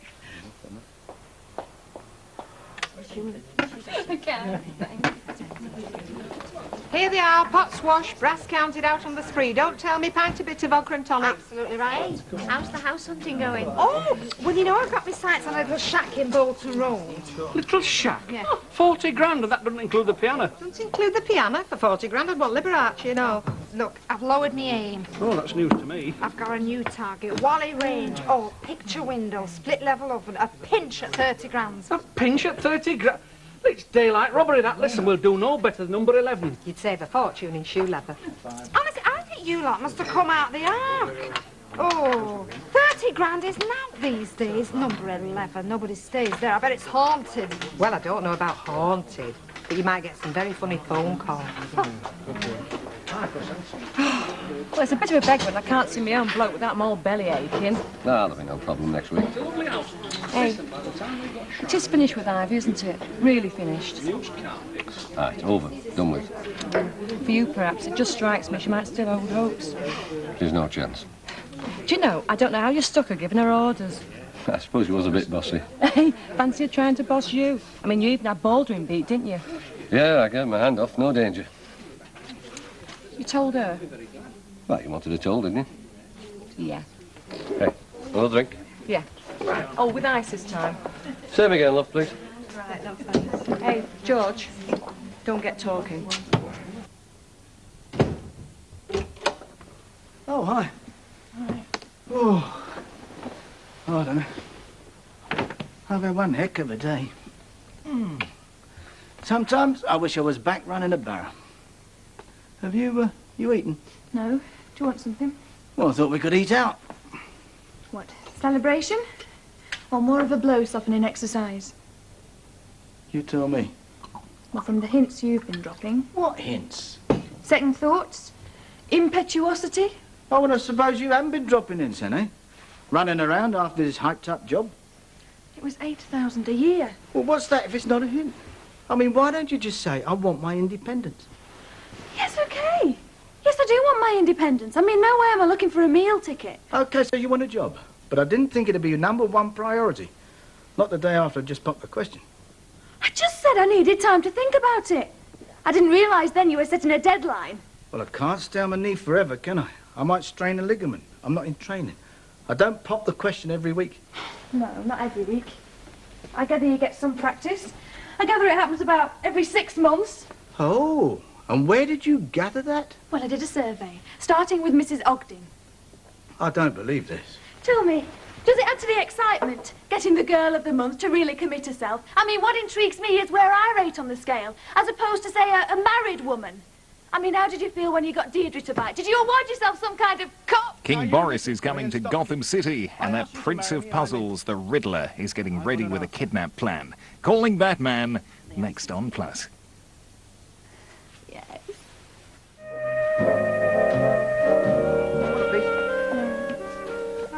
Have you finished with that paper? Yeah. Something bugging you, is it? No. Where are all the dimples in? Well, I was hoping for a letter from Peter Jennings. Blimey, give him a chance. He only had the interview a couple of days ago. You don't want it to come, do you? You'd be well pleased at that. You don't want me to get a job, just like you don't want a proper wedding. You want a non-event of a wedding. Look, a quiet wedding is all that I I'm said... beginning to think that you don't want anything I want, because that's the way it seems. Do you know I have to argue for everything I want, and I'm sick to death of it. I'm sick to death of arguing with you, Dad, and everybody. Well, what have I said, for God's sake? Hey, just a minute, what have I said? I said nothing. Probably just the way she's feeling this morning. It happens, you know. We can't be merry and bright all the time. It certainly does happen, especially with women. Well, yes, we are a bit more complicated than fellas, Mr. Baldwin. That's a well-known fact. Or else we'd be satisfied with simple pleasures like beer and horse racing. Then, of course, in her case, well, she's not very old, is she? Are you trying to tell me something, Hilda? Tell you something? Yes, like the other day when you were dropping very broad hints about my love life. of which you are an expert, of course. Oh, well, I was only making sure that any tittle-tattle, and there is some, came from a friend. Somebody what was sympathetic to the situation. Like you? Like me. Well, let me tell you that tittle-tattle only hurts when it gets back to the subject of it. Otherwise, it's sterile, so in future, no more tittle-tattle, eh? I'm sorry, Mr. Baldwin. I won't say another word. You won't even drag out of me some other things I've heard folks saying. Like your cradle snatching, for instance.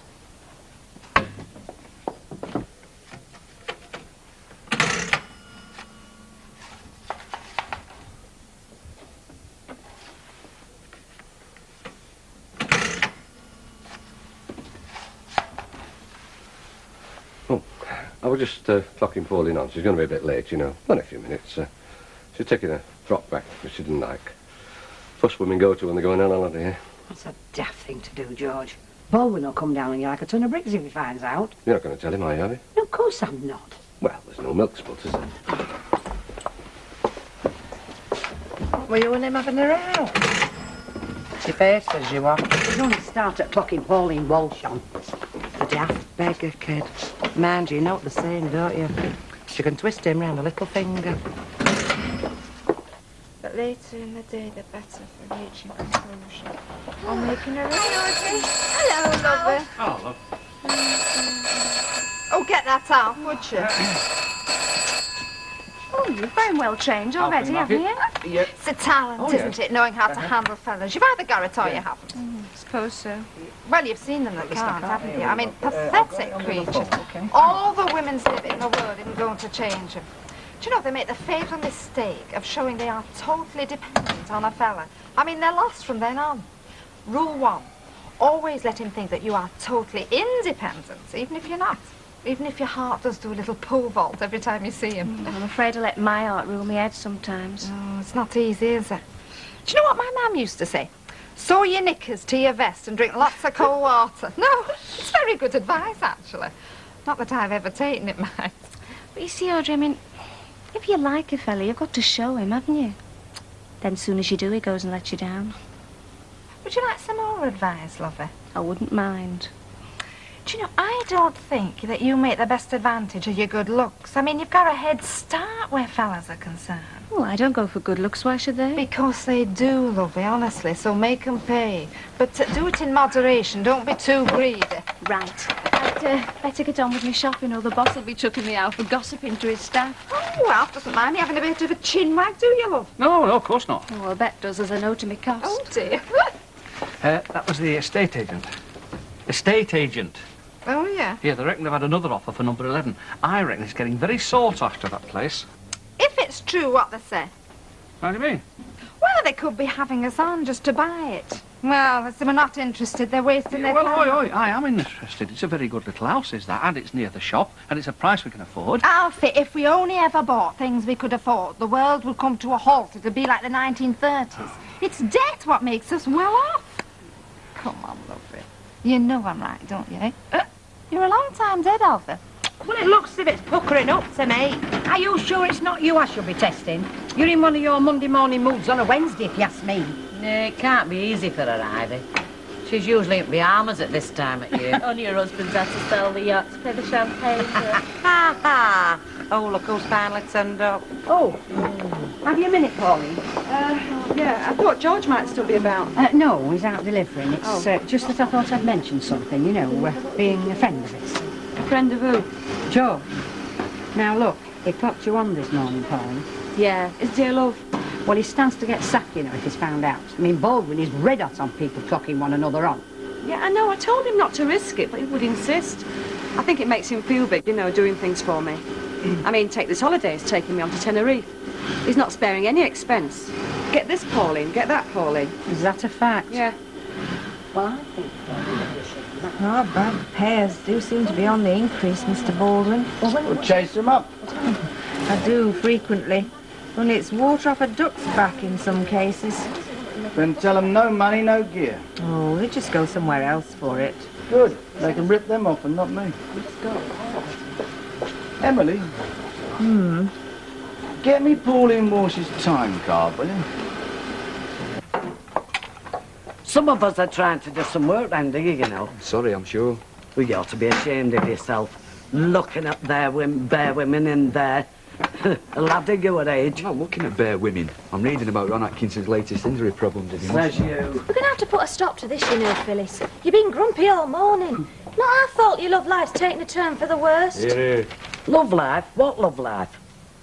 It was 1972 when I last had a cuddle, and that was when I bumped into a fellow in dark in Bottlings, and it'll be that long again. Fran will be back. Will he? Supposing he went in a pub last night and knocked a woman's glass of mild over. Accidentally, on purpose. She could have him under lock and key by now. Especially if she's heard he's a man of property as well, Exactly. Try to be brave, Phyllis. I'm trying. Top of the morning to you all. Why, it makes you feel good to be alive on a morning like this.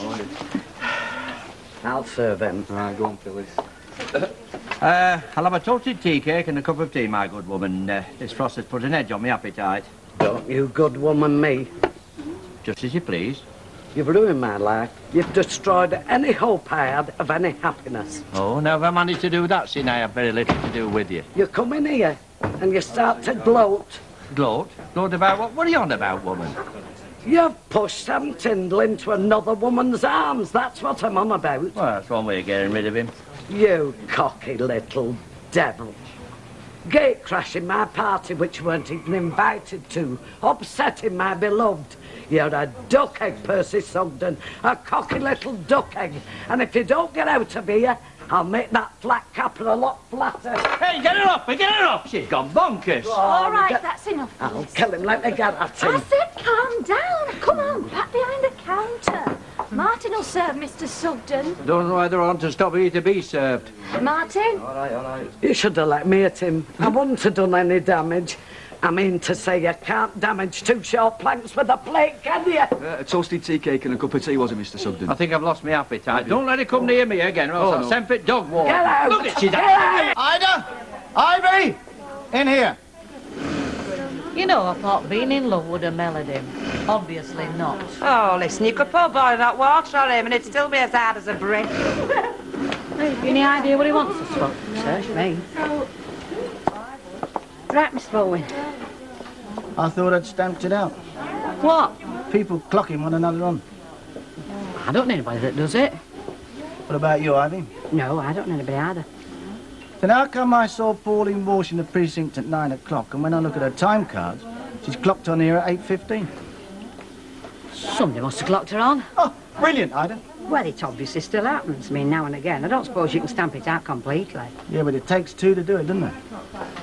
Who do you think clocked her on? No idea. What about you, Ivy? No. But you must have some idea who did it. I mean, who are her mates? Ain't got no mates in here. Nobody I know would dream of clocking Pauline Wanshaw, not in this factory. No mates, eh? Except George Wardle. He's a very big mate of hers now, isn't he? As you very well know, Ivy. It'll be a long time before I go in there again, I'll tell you. The woman wants locking up. Hell hath no fury like a woman what's had her love life sophisticated, Percy. Even if it were with a walking screwdriver like Sam Tyndall. Love life at her age? The acorn dropped off her 3 years since. You've got to give Phyllis a due. She is a trier. It's not easy when the only material you got to work with is men. I thought you had fellas sorted out. Every plan of attack has its hiccup. Alfred is giving me the silent treatment over a difference of opinion, so I thought I'd keep out of his way and go shopping. It's a wonderful tonic shopping, isn't it? Ta-da! I know, love, it's a diabolical shame. You and me on the shelf, both in our prime, but it does have its advantages. Yeah. Oh, my God, another moon in June, sucker. Hello, Michael. Trust all well with you and yours. Give us a Scotchman, you know. It isn't. Eh? Forget it. May the Scotch work wonders on your personality. What's wrong with my personality? Nothing at all. Yeah, Mike, thanks. So, people are talking about me, aren't they? All the time. What they Would say? you have any other way? Yeah, what they say? Well, what they've always said, you've got it made. Who would have reckons that they're saying I'm cradle snatching? Oh, I've heard that, yes. Do you think I am? Well, she is a lot younger than you, Micah, that's a fact. Yeah, young enough to be a bit of a puzzle at times. You and Susan been having your first row? Sort of. Nothing serious. I mean, you know, she wanted a big wedding. You know, posies, church bells, a lot. I just wanted a quiet one. Well, I'm surprised. I would have put money on you wanting the full works. It's your style unless you want a quiet wedding because you want to keep it quiet. Rubbish. Oh, it's just a thought. Yes, George? Pint and a dry martini, please, Vet. Mr. Bowen. George.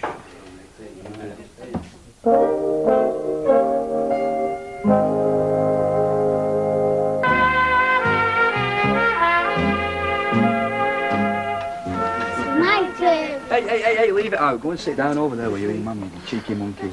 Hey? He's being very stubborn about this damn house, actually. Good. What do you mean, good? You want to see me living in number 11 Coronation Street? Well, it's a step up from living nowhere, which is where you were a couple of months back. Once again, I often wonder if you really are my daughter. You know, you don't seem to have an ounce of my ambition, my vision for the future. Yeah, well, just you remember, Alf's got to see this vision too. Or it could turn into a mirage. Don't worry about that. I've got a lovely little nightie in there that'll take care of his eyesight. Ta-ra. Ta-ra. Hello. Hey, Phyllis, look who's here. Hey, your returns, eh? Hey, shall I ignore him and make a fuss? Well, as long as you don't hit him over the head with a plate, I don't care what you do. Hello, Sam. Cup of tea, please. And I'd be obliged if you didn't use that tea bag what you got hanging on a bit of string. Yes, Sam. Anything else? No, thank you. Sam. Yeah? I'm sorry about the other night. Being upset at my party. But I didn't ask Percy Sugden, honestly. It was your party. It's up to you to decide who comes or not. Yes, Sam. You should never have got within a mile of it. No, Sam. Do you mind if I carry on reading my paper? Oh, sorry, Sam. Hey, I think everything's going to be all right. You could have fooled me. Well, he's here, isn't he? I don't know why you're wasting your sympathy on him for it. I mean, you especially. If he does get the bullet, Sonny, what he deserves for agreeing to do the dirty work for him. Do you know I'm surprised at George Wardle? I never thought he'd kowtow to a woman like that. I thought he'd more about him. Oh, shut up, lot of you. You're only doing her a favour because he's like that. Anyway, he might not get fired, he might just get a warning. I only hope that he don't think it's me that split on him. See you then, Bet. Give it the full works. That's my advice. Nail your pants to the flagpole and sugar them. I want to see you when you get back, George. Right, Mr. Bowen. I wonder what he wants. Something to do with your work, I suppose. Yeah. Hey, nobody saw you clocking on for me this morning, did they? No. Oh, that's all right then. Right, thanks, Arthur. See ya. Okay, bye. Ta-ra. Ooh, Alfie. Do you like this? I got it in a sale in Dorothy White. Don't worry, we're only cheap. It's very nice. I've got to come completely clean there. I've got a dinky little nightie as well. Black. Did you? Oh, come on, Alfie. Now stop sulking. Doesn't suit you. Doesn't suit me either. Just because I want something better than a house in I bought Coronation. it. You bought what? Number 11. You haven't. I have. I clinched the deal at dinner time. Well, you better go and unbuy it then, hadn't you? Because if you think No, I'm just a living minute. there... No, Arthur. Alf, no, I no said way. just a minute. I bought number 11 because it's a good idea. It's handy for the shop. It's a good little house. And we can make a very nice home of it. Now, I'm not saying we're going to live there forever, you know. Just until we can afford something better. One step at a time. That's the way I am. And before you say anything else, it is a home I'm offering you. It's the best I can manage at the moment. Now, a fella can't say fairer than that. Well, if you put it like that, I can't argue, can I?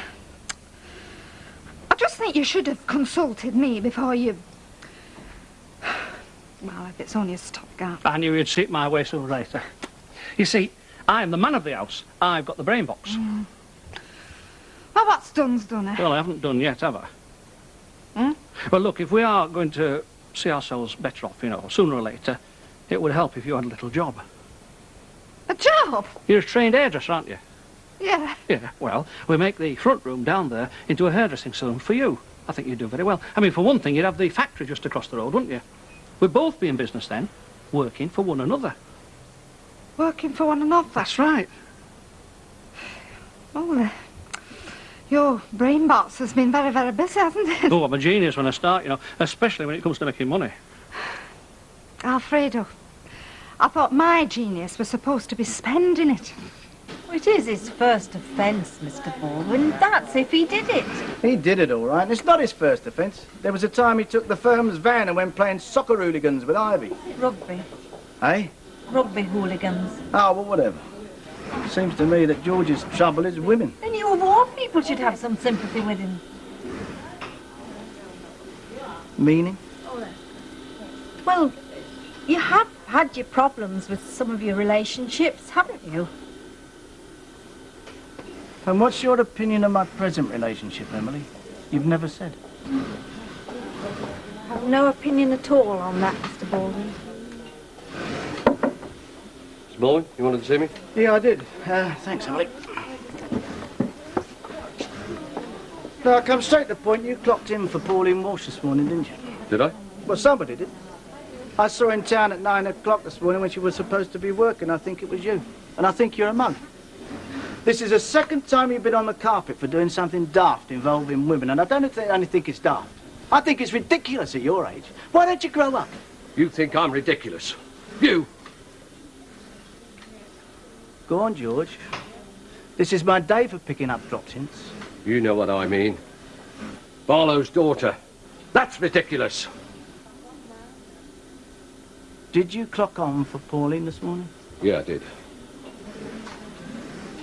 In that case, you're fired. Yeah, I would have walked out anyway. You can't talk to me like you talk to that lot out there. And I don't fancy serving me notice. Neither do I.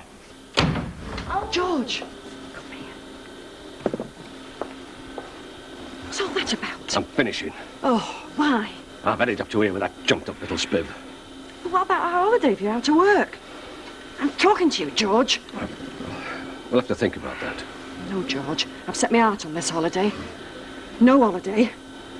Well, work it out for yourself. George, it wasn't me who told him about. I know it wasn't you, Ivy. Well, he got more than he bargained for, and that's a fact. Well, I feel dead sorry for him. Hey, Phyllis, is he again? Of course he is. Hey, give it a couple of minutes, then bring us a pot of tea for two, and a nice selection of cakes. Okay, Joe. She's incredible, isn't she? She frightens me, she does. Still, there's a lot at stake. She hopes. Fancy seeing you here again. Oh, I was just passing and I felt thirsty. I'm glad you did, actually. Oh? Do you fancy a game of bingo tonight? No. Well, what's up? Have you gone off bingo? No, it's personal. Not another woman. If you must know, I'm skint. Skint? Just a temporary embarrassment, that's all. Oh, well, we can soon solve that. How? I'll pay. Oh, I don't know. It doesn't seem right, a woman paying for a fella. But we're friends, aren't we? And what are friends for? Oh, all right, then. See, there you go, madam. I trust everything's satisfactory, yes? Thank you. Okay. What's all this?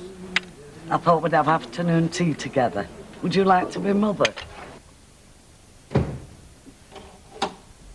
Hi.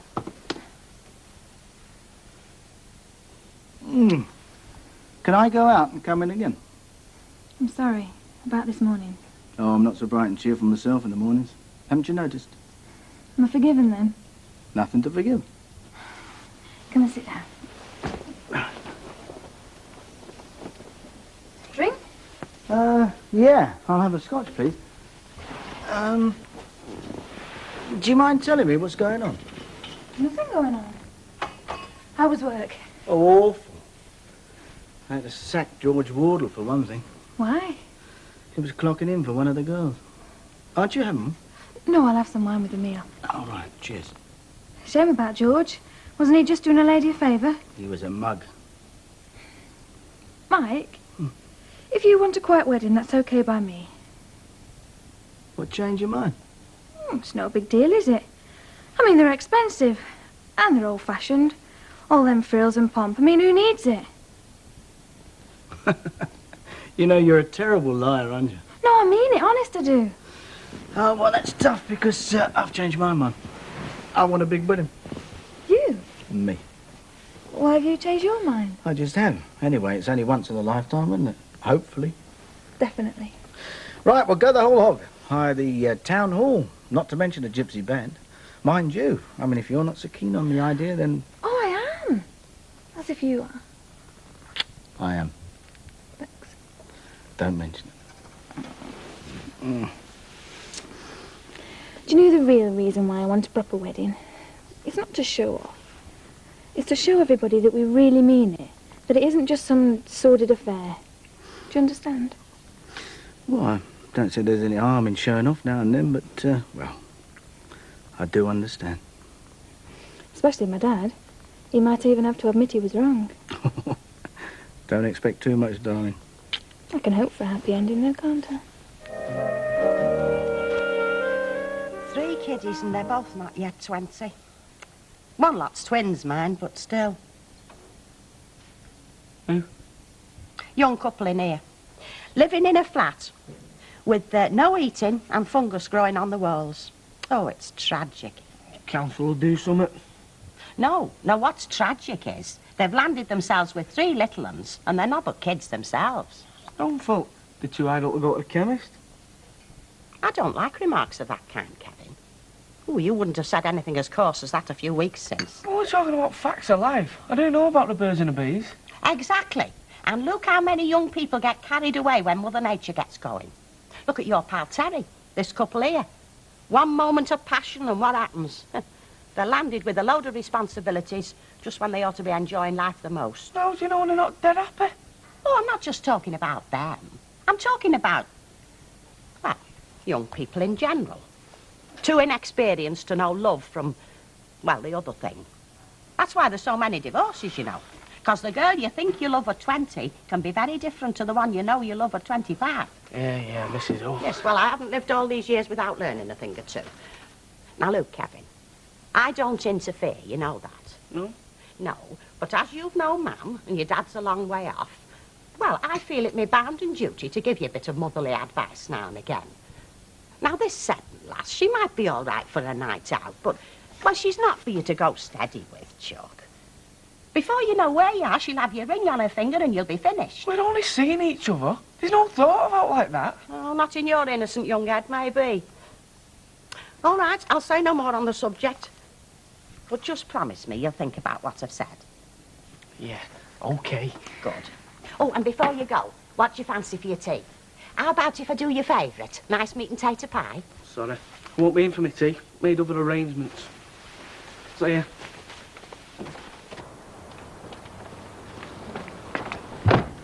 Hiya. Oh, hiya. I bet you're wondering what I'm doing out so early. Jogging. I do a paper round. You work in garage, don't you? Yeah, that's right. I'm going to be a singer. That's why I do papers, you see. I'm saving up. As soon as I leave school, I'm going then to London to get myself an agent. Oh, great. I'll be... You'll see me on top of the post one of these days. But you can have my autograph now if you want. Drat. Left the book in the house. Some other time, eh? Yeah, well, I'll probably change my name by then. I mean, Madonna were dead lucky she were Chris and that. But Jenny Bradley on an LP sleeve wouldn't exactly grab you, would it?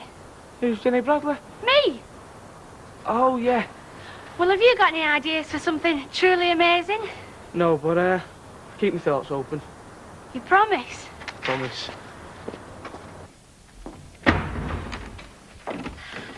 Morning. What are you looking so chuffed about? Out.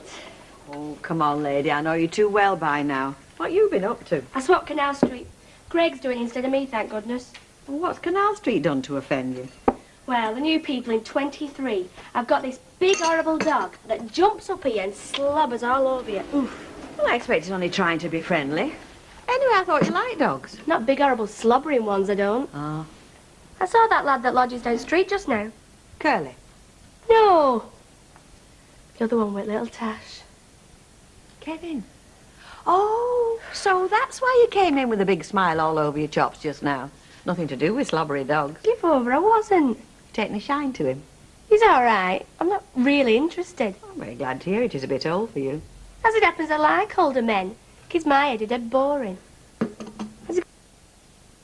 Aren't interested. Oh, Rita, stop being rotten. Oh, I'm sorry, love. I shouldn't tease you. I'm not that ancient that I can't remember what it's like to have a crush on somebody. I used to tell my mum when I sort of fancied a lad. Oh, that's nice that you could talk to her like that. Yeah.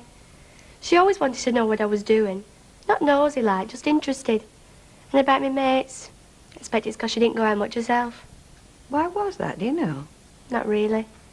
I used to tell her to go out, but she said she'd sooner stop in. Yeah, that's what your dad told me as well. Oh, what time's he coming? Says he expects to be here around about dinner time, so come home anyway. Looking forward to seeing him. He makes no odds. Jenny. Well, yeah, I suppose I am. He's all right. He's not turned out a bit like I thought he would. Rita, one thing I don't get is... Go on, what? Well, my dad's all right. And my mum was great, apart from being a bit funny about going out. But she was always like that. So, why didn't they get on? I mean, they must have loved each other to got married in the first place. I'm sure they did, Flower.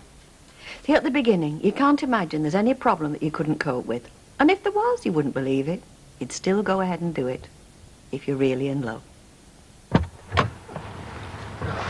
Can you drop me off at the precinct? Yeah. What do you fancy for tonight? Meat, fish, chicken? You. No, seriously, I don't mind what we have done. Will you be this easy to please when we're married? You've got to be joking. When I get you legally chained, I'll expect a 6-course banquet every night. And you'll get one. 5 chips and a fish. I'm still not looking forward to telling my dad. Well, you wouldn't have to if you did what I suggested. No, Mike. Getting married in a registry office and telling him afterwards, well, that'd only convince them that this is some sordid, hole-in-the-corner affair. Something we're ashamed of. No. We've been through all this. I want a proper wedding and I want to walk down the aisle on my father's arm. Oh, I think you're asking too much. Why? Because of what happened? Because of the past? No, if I can accept that, then surely he can. It's the future that matters now. Our future. Well, if you think you can convince him... I'm not stupid. I haven't got a starry-eyed idea that we'll float into each other's arms and live happily ever after. But I truly believe that once my dad realises that we're serious about getting married and spending the rest of our lives together, then he'll accept it. Well, I think you're very wise, Alf. You get a much better class of neighbour round here than you would have down Bolton Road. You what? I mentioned Vera Duckworth and knocked £1,000 off asking price. And then you said Deirdre Barlow and they stuck it back on again. What puzzles me is how you managed to convince Audrey. I thought she was dead set against that house. Bribery. Oh, Alfred, that's shameful. How much, and can I persuade Ken to try the same tactic on me? No, it wasn't a matter of money. No, I offered her to set her up in business as a hairdresser in front room when we move. She's always had a hankering for that. Oh, clever stuff. You get a cheaper house and rope your wife in as a wage earner at the same time. Oh, give over. I didn't just do it for that. No, I know you didn't, love. Listen, I think it's a great idea. She'll do well. Oh, and Curly'll be a first customer for a perm, won't you, Curly? Eh? Will be unisex, won't it? Oh, I dare say. I tell me what isn't these days. No, Audrey's opening a hairdressing salon when they move into number 11. You ever fancy blonde highlights? Oh, sorry. Me and my big gob. I suppose that's the last place in the world you'd want to visit again, isn't it? Wouldn't bother me. I'm not sentimental over bricks and mortar. Oh, don't be like that, Terry. There must be some place that brings back nice memories. Oh, yeah. Well, like the rented digs where I was born, or Bessie Street Comprehensive, Catterick Camp, maybe, the abattoir, or the mini Chatsworth where we live now. I've got a soft spot for a youth hostel in Keswick myself. I'll tell you the first place I'll put down in my life story when I get my beach pad in Malibu. Oh, dear. You're not thinking of moving, are you? Well, not immediately, no. I believe it's very nice round there, though. Somewhere out New Mills way, isn't it? What is? Mellor Brow. I think he's talking about somewhere further afield than Derbyshire, Hilda. Oh. Oh, well, as long as you're not going.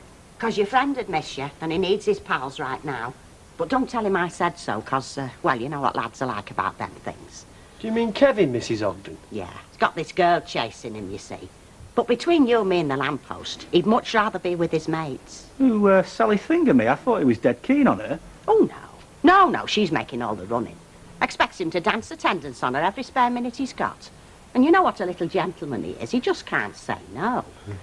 Now, I reckon if you was to suggest a lad's night out tonight, you'd be doing him a big favour. No, love, no news. Oh, Alf is definitely having number 11, and Audrey's going to do her dressing there. You'll have to give her a write-up. Anyway, love, I'll let you go. I just thought I'd check that you're still all right for the pictures tonight before I book Emily. Yeah, about 7.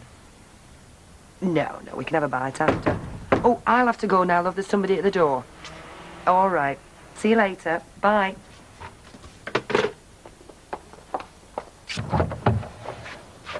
Is my dad in? No, he's not coming home for his lunch today, but he's at the office if No, you... well, maybe it's just as well. Perhaps you and I could have a talk. Is it all right if I come in?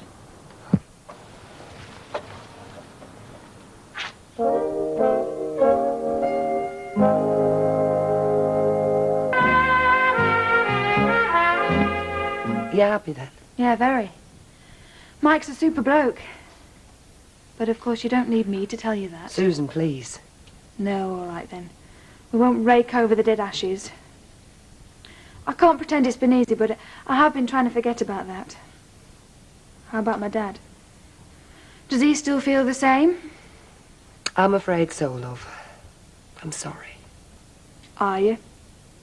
Look, I'm not jealous of you and Mike, if that's what you're getting at. Like you said, it's dead ashes. I made a mistake, I paid for it. Now all I want is for us to get on with our lives. I'd do anything to heal the rift between you and Ken. Then why can't you make him see that it's the real thing between Mike and me? Do you think I haven't? Maybe it'll make a difference when he knows we're going to be married. What? Yeah, that's right. Dad thought Mike saw me as a plaything. Another of his women. Well, I'm not. He's asked me to marry him, and I've said yes. And we're going to have a proper church wedding. Well, there's nothing more in the world that I'd like than to have my dad's blessing. And if you don't? I'll marry Mike anyway. Try that on for size, then. And those are for you. Oh, Mr. Bradley, you shouldn't have bothered. Thank you. It's the least I can do. And don't you think it's about time you call me Alan? How are things? Improving. Daddy's ace! Oh, I'm going to wear this tonight. It's real leather, too. Just wait till Kim sees it. She'll go green. Hers is only imitation. What's on tonight, then? It's a school concert, and I'm singing in it. Can you come? Yes, that can be arranged. What about Mrs. Fairclough? Oh, I've already had my arm twisted for 2 tickets for tomorrow. And if you're Alan, I'm Rita, okay? Right. What you singing then, love? Some bouncy little Bananarama number, is it? What, with old Iron Nick, as you're joking? All I want is a room somewhere far away from the cold night air, and one enormous chair of wood, and it'd be lovely. Mrs. Pierce seems to have changed her tune, doesn't she? Brian. Huh? Mrs. Pierce. What? Changed her tune. What tune? Well, I thought you couldn't stand the sight of that man. Sam? Yeah. Got no idea. But she works with your Gail. Mavis, love, just because Phyllis makes bacon butties with my wife doesn't mean I have to take a compulsive interest in her love life. Hey, now you mention it, I always thought that Percy was number 1 on her hit parade. I'm not like being given the elbow, you know, not Percy. Oh, don't be so daft. He'd be delighted. His little legs couldn't carry him off fast enough every time he saw coming. But that isn't the point, Betty, love. We all like a little bit of worship. Good for morale. How would you know? Whoever's worshipped you. Apart from you mean? Million. Hello, just reporting. 1 child, safely collected from school and delivered to Emily. I'm sorry about that, love. Alf had to dash off. There you look. That's 1 and 30p change. Thank you. I needed a breath of air anyway, so I'll pick you up about 6 and we'll have a drink first. Ken, we're not going out tonight. Not? But I thought... Susan's coming round. I didn't want to tell you here, really. Oh. Did she phone?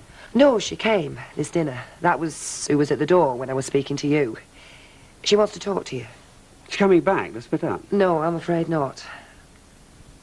Look, Ken, I don't want you to blow up. I know you're going to be upset, but you've got to deal with this rationally. She's coming to tell you that her and Baldwin are getting married. Oh, how nice to see you, lads. Come on in. He's upstairs getting ready. Kevin, your mates are here. Hey, Don't crack on, I said out. It's for his own good.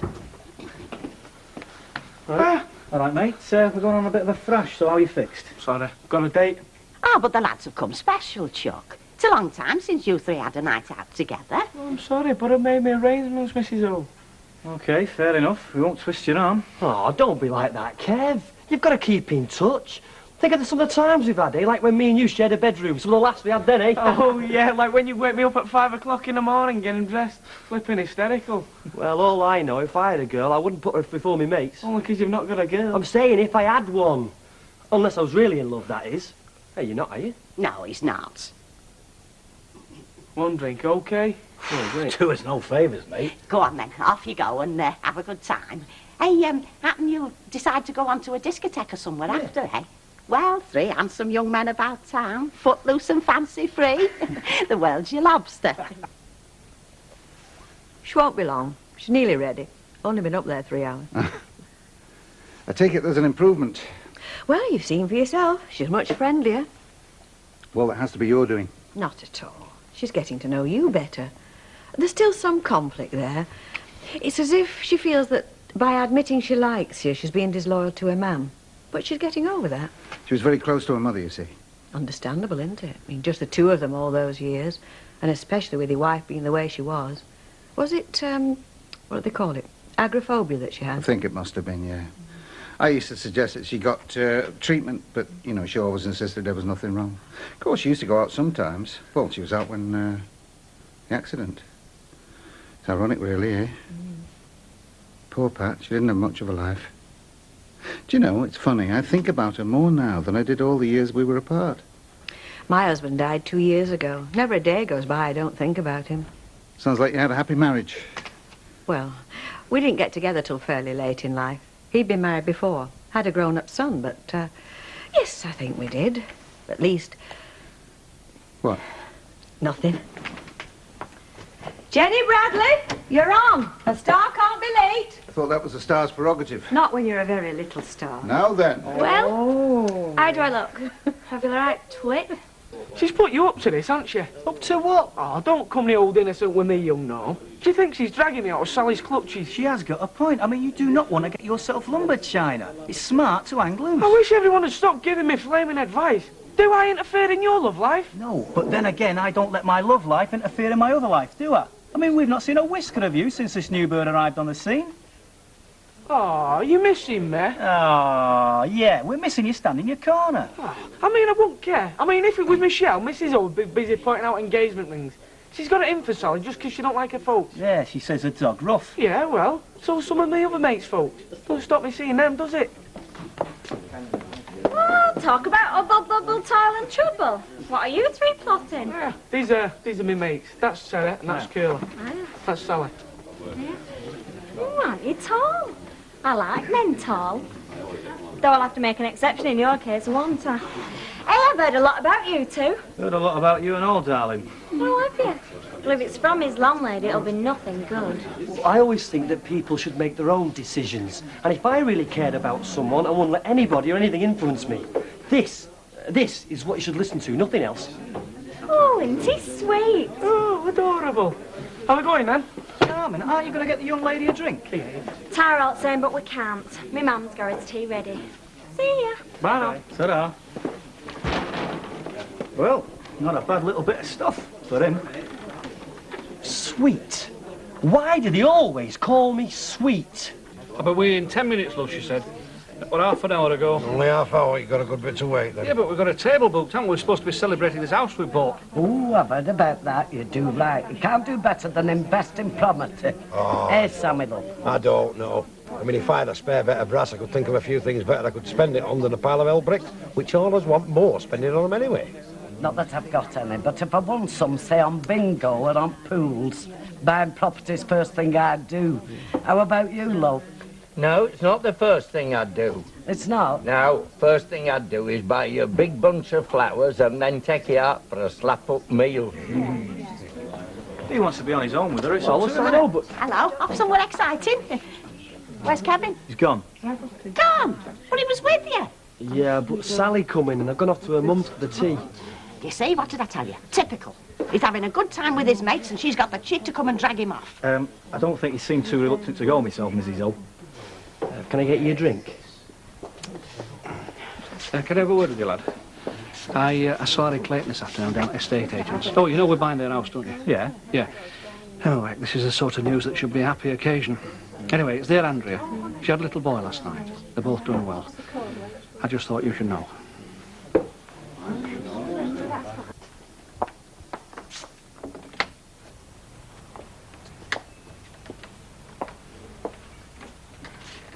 Does he know? How did he take it? Predictably. Oh, I see. Help me, Deirdre. I've always tried to. Oh, no. Oh, I've been a bitch. I mean, at first I suppose I was jealous. It was one thing knowing about other women, but... well, you. Of all people. But I've got to learn to live with it. I don't want to lose you as well. You won't.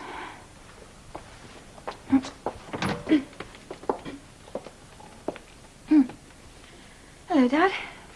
Well, I promised I'd pop into Emily's. I'll bring Tracy back in about half an hour. No, don't go, please. Dad, Deirdre's told you about Mike and me. Well? What do you want me to say, Susan? That you understand that we love each other. That it's not an infatuation. That you want me to be happy. Well, of course I want you to be happy, damn it. It's all I've ever wanted for you. Why do you think I'm so dead set against this liaison? It's not a liaison. We're getting married, for heaven's sake. Doesn't that mean anything to you? Only that you're completely under his influence. Stand back and look at what you're getting yourself into, love, for God's sake. I mean, look at the man before it's too late. Ken. I'm not here to argue the toss. I'm marrying him, whatever happens. You're over 18. If you want to throw your life away, I can't stop you. Dad, will you please try and meet me? For all our sakes. I don't want it to be like this. I want you and Deirdre to be at my wedding, and I want Tracy for my bridesmaid, and I want you to walk me down the aisle. You're my family. You're all I've got. Do you really think I could agree to that? You would if you loved me. It's because I love you, Susan, that I can't have anything to do with this travesty. God help me, but I can't. Nearly all my life I haven't had a father. Not like other kids. Nobody to help me with my homework, or to cheer me on at sports day, or just to give me a piggyback if I fell out of a tree. But I always believed that he'd be there to walk me down the aisle on my wedding day.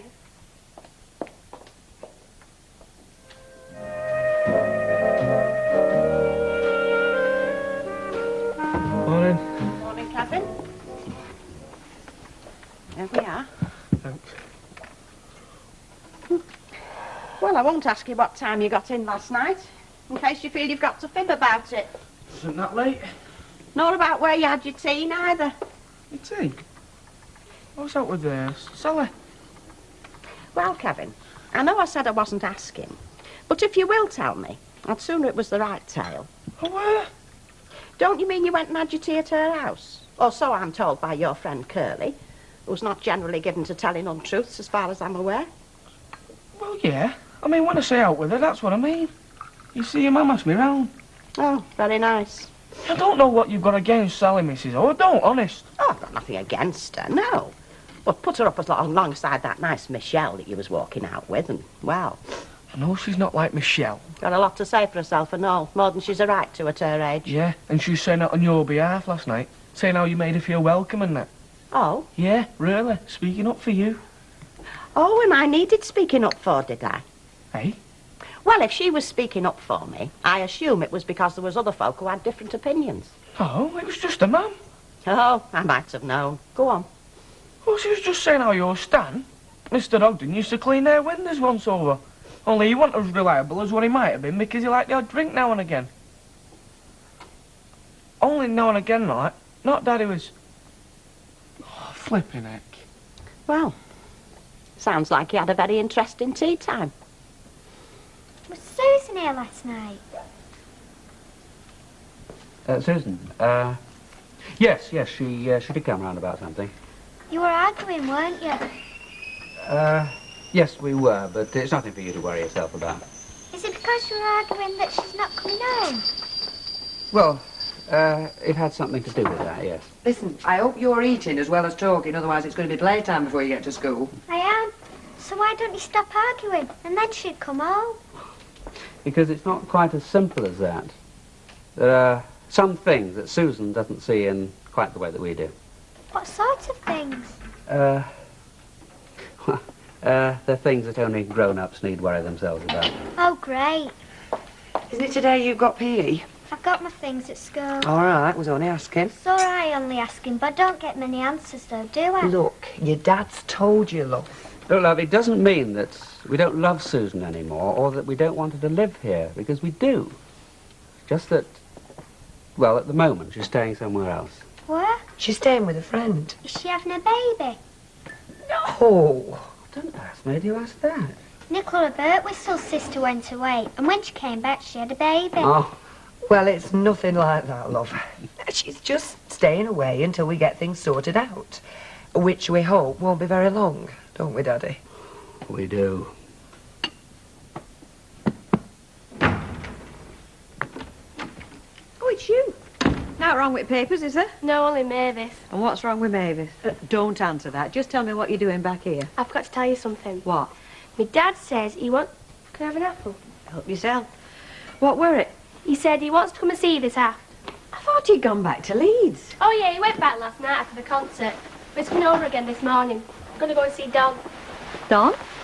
Worthington, what's in charge of me? Mr. Worthington to you? He told me to call him Don. Do you know what your dad wants to see him about? Yeah. What? Me. Well, I gathered that. Anyway, he wants to see me after. Yeah, he said he'd come here about 2. Well, it's a good job you eventually remembered to tell me, isn't it? Otherwise, your poor dad would have driven all the way from Leeds to find that door locked and no answer. Then what would he have done? He'd have gone to the shop and then to the Rovers. I told him that's where you spend most of your spare time. Oh, come on.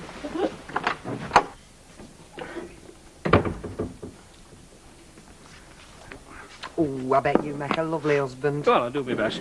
Where is Audrey, anyway? I've gone to Manchester shopping. Well, I say shopping. She's gone window shopping, looking for stuff we need for number 11. Did you not fancy going with her? You've got to be joking. If I we might have bought something. Oh, you don't want that. Anyway, I better get back to this delivery.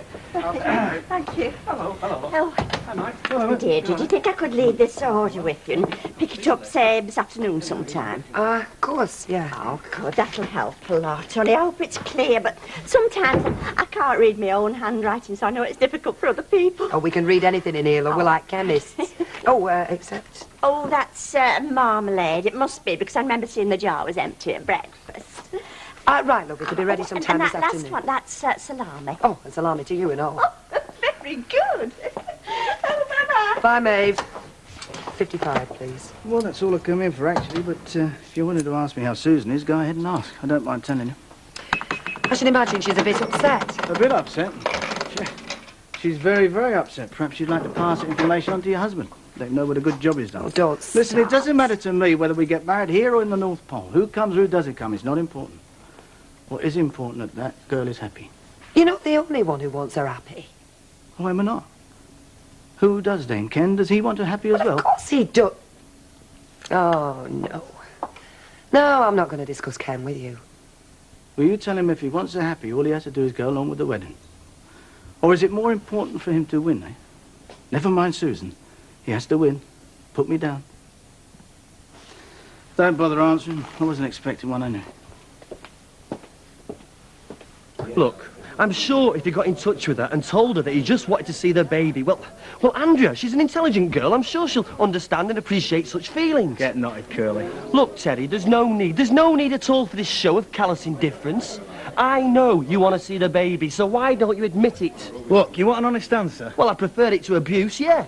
Well, if somebody were to say, hey, Andrea's next door with a kid in a pram, then yeah, I'd have a look. Well, of course you would. But I'm not traipsing halfway across town to have a family turn their noses up at me again. Things might be different. Curly. Their attitudes might have changed. Look, if you are so flaming interested, then why don't you go and have a look at that kid?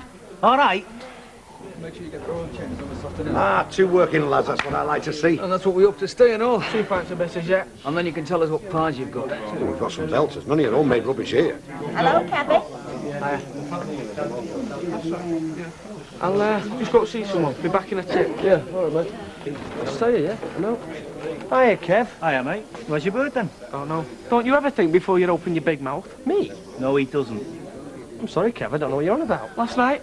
Yeah? Yeah. Well, I believe it was you who told Mrs. O that who went to Sally's for me tea. Oh, nice one, Curly.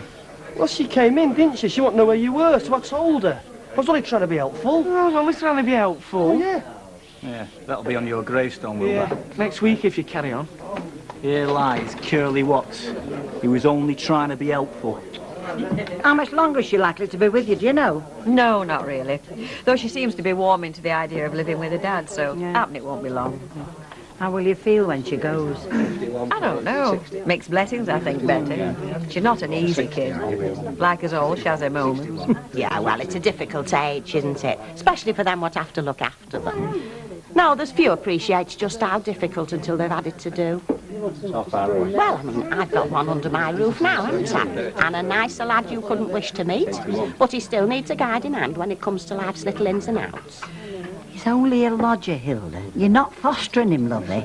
Well, no, I'm not, but I like to think I wouldn't treat him no different even if I was. Anyhow, what's fostering? Looking after them what need it. Oh, we used to do a lot of that in my day without having it all wrapped up in fancy words. Anyway, can't stand here talking all day. Ta-ra. Child. Ta-ra, Kevin. I'll have your tea ready tonight. Yeah, OK. Right, 2 pints 132, 2 pints 70, 202, service not included.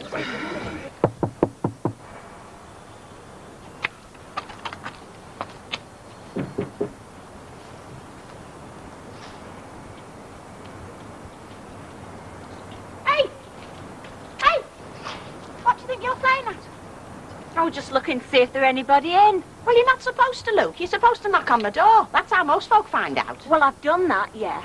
Oh, and what happened? No, that's why I looked through the window. Yes, well, next time, just take note for your answer. Look at the marks you made on that glass. I'm going to have to clean that now.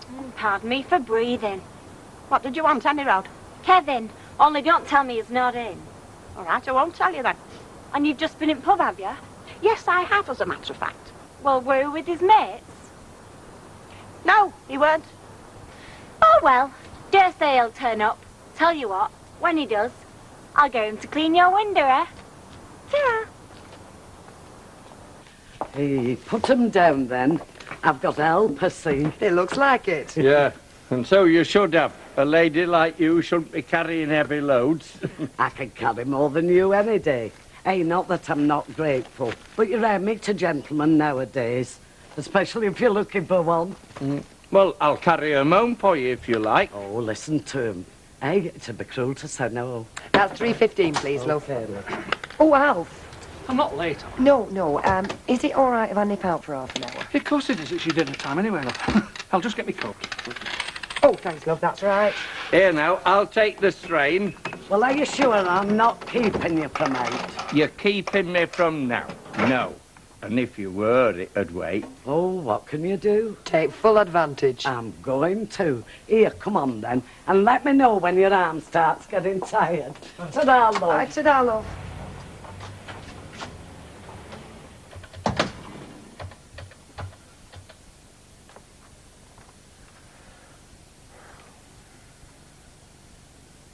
Susan, it's Deirdre. Can I see you? Well, now. Anywhere you like. Yes, there is some point. There's something I want to say to you.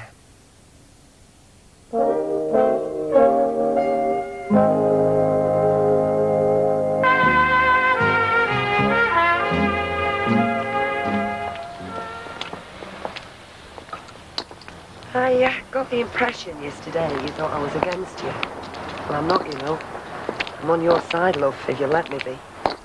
You're married to my dad. Doesn't mean I haven't got opinions of my own. I didn't realise he could be so cruel. It's as if I've never really known him till now. He's not cruel. He's just as upset as you are in his own way. And as pig-headed. He's not going to make me stop seeing Mike. Whatever he does. Yes, I think I know that, love. Just don't think Ken's realised it yet. Well, what do I have to do? Hire a plane and Put it in words over Weatherfield. Or put up a giant poster or something. I don't think you take much notice. No. Just be patient and let me talk to him. And if you need anybody to talk to, because I might not know much, but I do know what it's like feeling as if the whole world's against you. Or at least the bit of it that matters. So, you want to pour it all out, you know where I am. Thanks. And don't despair of your dad. He's a good man, you know, Susan, even if you might not feel it right now. It's better than I deserve. Yeah, but I sometimes wish he wasn't. Might make things a lot easier. Yeah, I know what you mean. Still, at least you and me have mended a few bridges, haven't we? Yeah. Just let me talk to him. See what I can do, eh? Hello, Wolf. Hello. Right then, what do we want? Milk? Yeah. Oh, and sugar. I don't take sugar. No, but I do. And biscuits. I'll pick 'em this time. Could have lost half my teeth on the last lot you got. Hey. Hey, I thought it were you. Yeah, just doing a bit of shopping before we go back. This is me boss, Brian. This is Sally. How do? Oh, you don't look old enough to be a boss. Well, that's the nicest thing anybody said to me today. But you don't look clean enough either. That's the second nicest. You all right then? Yeah. Oh, except I had a few words with you, Mrs. Ogden. Well, it weren't my fault. I was just knocking on the door and stuff when she come out to the pub and started on me for mucking her windows. Oh, well, you should have just come in the pub. That's where we was. Well, the rotten old bag. What? Did she know you were in the pub? Yeah, why? Did she not say that? Yeah. She said you weren't, that's what she said. Oh, well, happens she forgot. Forgot? She did it on purpose. She didn't want me to find you, the miserable old cow. Yeah, we'll be walking back, Brian. Yeah, all right, mate. After the way I stuck up for her last night. So, that's Kevin's new girlfriend, is it? Yeah. A right little firefly she's at all, be sound of her. Yeah, well, young love. Not meant to be easy, is it? Well, I wouldn't do if it were. We'd get a false impression of what would have followed. Do you know, she nearly forgot to tell me you were coming. Yeah. Typical. Thanks. Anyway, how was the concert? Oh, it's very good. Well, I suppose it was good. I'm not really much of a judge, you know. How was Jenny? But you know, she surprised me. She had this solo. Do you know, she's got quite a voice on her. I know, I've heard her singing in bar. God knows where she gets it from, because I'm about as musical as a camel. And I don't think her mother was that much better.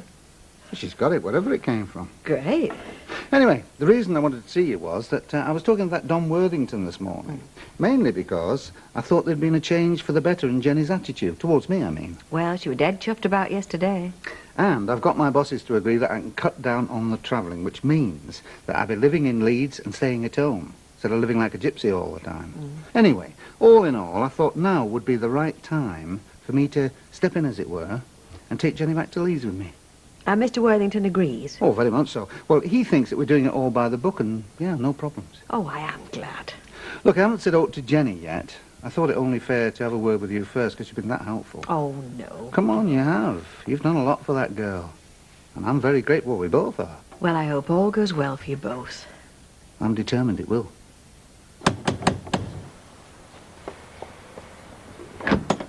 Oh. He is in this time, is he? He is, yes. Would you like to step inside? It's for you, Kevin. Thanks. I thought we were going to meet you. Well, we're a bit early, so I thought I'd call. It doesn't matter, does it? No. No, just get my jacket and stuff, then we'll go. You can come in here if you want. You don't have to stop out there. It's all right. Thank you. So you're off out again, then? Yeah. Oh, I found Kevin at dinner. Turned out he'd been in the pub all the time. Yes, well, I could have told you that, as it happens. So why didn't you then? Because you never give me the chance to. You were too busy jumping down my throat every time I opened my mouth. Well, I'm sorry, but that's not the way I remember it. Way I remember it, I asked you were he there, and you said he weren't.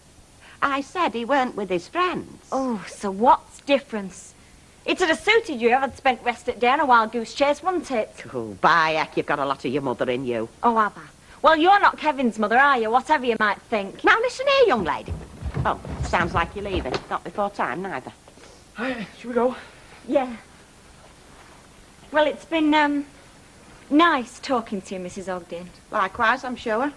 I've got my key. Hey, Kevin, you're storing up trouble for yourself there. Come on, Kev. See you later. Now, look, I've been making an account of all the money what you've been lending me. Well, I don't know why, because I certainly haven't. Oh, see here, I've got it all in this little Put book. it away. I'm working me, don't forget. Whereas you, well, you've only your pension to rely on, haven't you? Well, between you and me, yeah, I do have a bit of property, as it happens. No. Oh, I up in Chorley. But I don't generally let on, you know, in case folk get wrong idea. You do right. Because there's some of them round here who'll never let you alone if they think you've got a bob or two. Well, they won't hear about it from me. You can be assured of that. Right. Now, look, you paid for me bingo t'other night. £2.50. 2 pints, please, Betty. OK, Doug. Hey, listen. Alf Roberts is talking to Mike Baldwin on the other side of the bar. So, what do you want me to do about it? Well, it just occurred to me that if you did want Andrea's new address... Shut up. No, listen. If you did, Alf Roberts could give it to you, couldn't he? Could he? Well, yeah, because he's buying number 11 off him, isn't he? Of course he could, yeah. So you want me to go round and ask him, do you? Well, that's entirely up to you, Terence. I shall not say another word on the subject. OK. You mean you're going? What you wanted, innit? No thanks, Alf. I'd better be going. Could I have a word, Mr. Baldwin? Same again, Jack. Yeah, sure. No, only I gather that you haven't replaced George Wardle yet. You seem to know more about my business than I do. Well, just something I fixed up off my mum. As a matter of fact, I haven't, no. Why, are you thinking of applying? No, but you remember what I said about me and Curly doing your deliveries on a freelance basis? Yeah.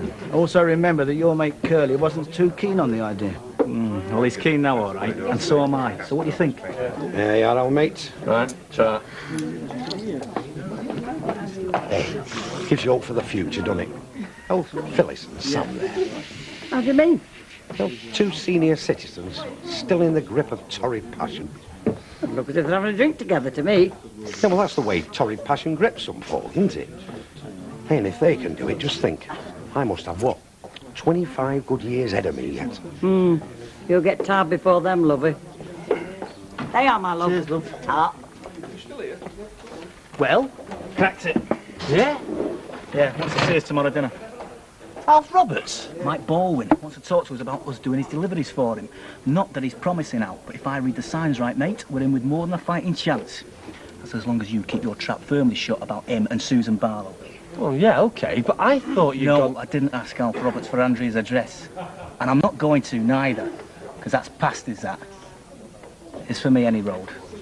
But Mike Baldwin, that's the future, and that's all I'm interested in at the moment. All right? And I gather you're a budding... Do you know I nearly said Shirley Bassey? Madonna. That's it. A budding Madonna.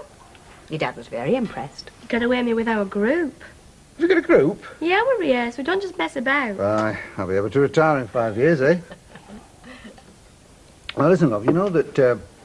you know you've only been stopping here with Mrs. Fairclough while I sorted things out. Well, I think I've done that now. Well, at least enough for you to be able to leave here and come and start living with me. Now, what do you say to that, eh? In Leeds. Well, it's not that far. You don't need a passport. Do you not want me here anymore? Now, Jenny, you know that's Well, not who do true. I know in Leeds? Me, your dad. Who else? Well, nobody now, but you go to a new school, you make new friends, form a new group like us now. No. Oh, you're not being fair, love. Look, I don't want to go anywhere. I just want to stay here. But you can't. Now, come on, be reasonable. You want to go and live with your dad, don't you? We'll have a great time, love, I promise you. I've got all sorts of plans for us. Well, it's a shame you didn't tell me about them then, isn't it? Oh, now, come on, Jenny. No, I'm not going. If you want to throw me out, then throw me out. I'll sleep on the streets. But I'm not going to Leeds. I am sorry. It's not your fault. Susan? Yeah. You saw her this lunchtime? Yes, I rang her and asked if we could have a chat. Well, a chat, what about? Well, I mean, I know what about, but what was the outcome? Well, it wasn't one. She hasn't changed, Ken. She's still dead set on marrying him. Look, I know you might not like There's it. no might about it. I don't like it. I hate the idea. And I'll do everything I can to prevent it. All right. And Susan knows that, and it's tearing her apart, Ken. Honest it is. I know you think she's just ignoring you, turning her back on you, but she isn't. She can't. More than anything, she needs your blessing for this marriage. Well, I'm sorry. And I am sorry. But she's not going to get it. So, what's going to happen then? How's it going to finish up if you carry on like this? Let's get this straight. Do you think I'm wrong? I just don't think you're seeing her point of view, that's all. But you are.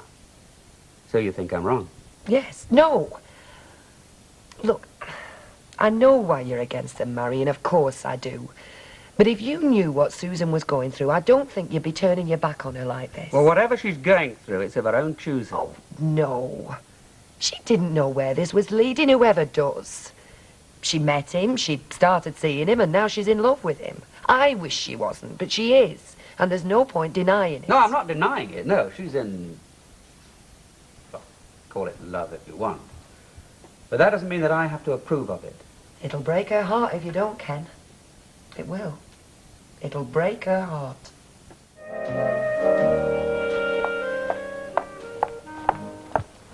Oh, Hey. have you ever been a bridesmaid? No. Neither have I. Well, you're younger than me. Maybe you will be.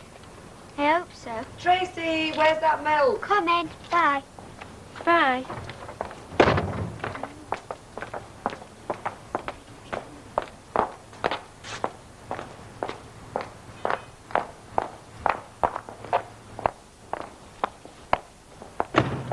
Morning. Morning. Just give us a quick look at the sports page, eh? It's Mr. Sugden's. Oh, don't mind about him. He'll still be snoring in his pit, dreaming about bombarding Italy with his whistles. What? Just a quick look, eh? Is that my paper? Yeah, he just wanted to read the sports page. I don't care what he just wanted. Give it here. Sam Tyndall! I'll curdle his milk. Stupid old. Do you know, I was that far off clonking a one. Good job Worthington weren't there. I would have blown it. Nobody can say you weren't provoked. Mavis was telling me she'd no right to mention money.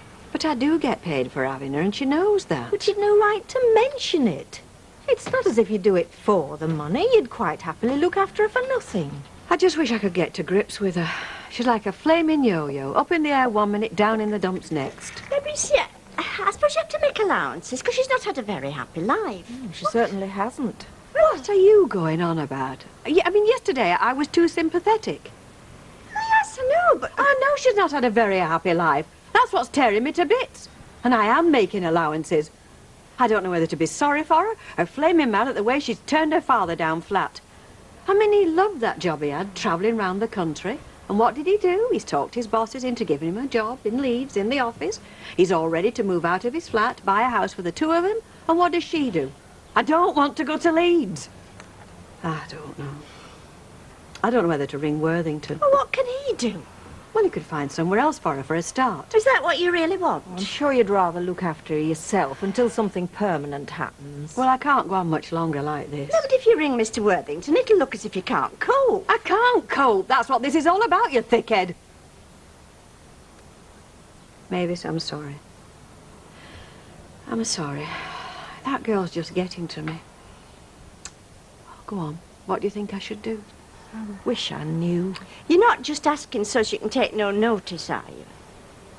Probably. You'd let me be a bridesmaid, wouldn't you? Tracy, love, for the umpteenth time, it's got nothing to do with what I do. It's what your dad says. I don't understand what he's talking about. Yeah, I know it's difficult, love, but maybe you will when you're a bit older. Anyway, he's not my real father. Tracy, you mustn't say that. He'd be very, very hurt if he heard you say that. You wanted him to be your real father. That was before he got all angry and shouted and things. He used to be nice.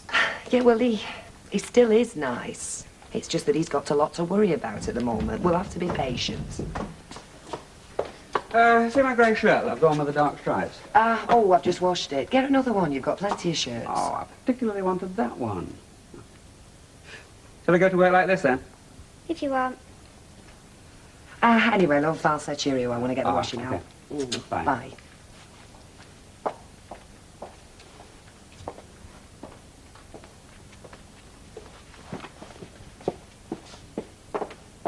Have you ditched him yet? Have I ditched too? What do you mean, who? How many fellas have you got? I mean, Sam. Want to be a millionaire, Tyndall. Have you kicked him into touch yet, or what? When you get to my age, you don't kick fellas into touch. That's what you youngsters do. We treat them delicate. diplomatic. Ah, well, like get on your bike, you mean, or something like that? No, I don't mean get on your back. You better get on yours, or you'll have that making pat solidifying. Yeah, I think you go as far as to say we've hit the big time. Caraway? Oh, yeah, it'll be a toss-up now between who gets a jag first, me or Terry. Ooh, I can't wait. No, seriously, though, you see, it's these firms. They don't bother with their own transport. They employ outside contractors, you know, like me and Terry. That's the agreement, you see. We're under contract, Watson Duckworth, Yeah. to do all the deliveries for Baldwin's Casuals. That way, if they grow, we grow. Is that where you've been this morning, delivering? Well, no, I've been on the bins. Terry has. But I'll be weighing in this afternoon, though. Must be hard work. Well, you don't get anywhere without it, do you? No, that's what I say. Nothing like his father, is he, Terry? No, well, there are some fundamental differences, yeah. You're not gentlemen, then. Who says? Liking brunettes. Gentlemen prefer blondes. Ah, so they say, but they're wrong. It depends who they're married to, you see. Oh, your wife's a brunette. No, she's a blonde. That's why I fancy the other lot. Bit of a devil on the quiet, aren't you? Given half a chance, I'd put Elnick to shame. I bet you could. So, where did you say you were working? Harrison's, the big shop on Precinct. That's right. Fancy another? Just a gin in there. I won't have another tonic. Your wish is my command.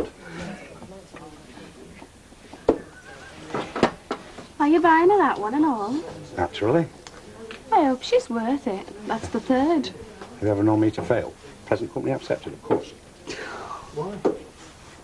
There we are, my darling. Are you sure? Oh, definitely. See, beautiful young ladies, such as yourself, should not be allowed to buy their own drinks. I bet you say that to all the girls. Me, I'm a family man, me.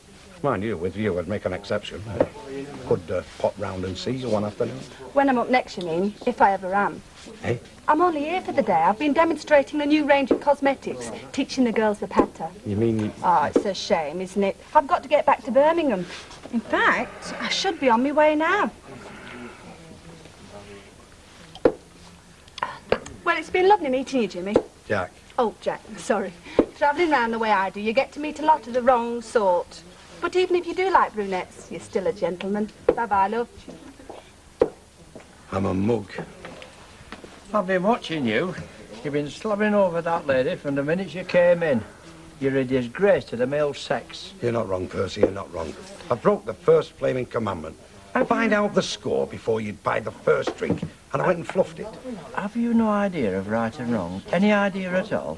Percy, if this is a sermon coming up, save it for that barmy mate of yours, will you? And who might that be? Sam, the last of the Red Hot Lovers, Tyndall fella.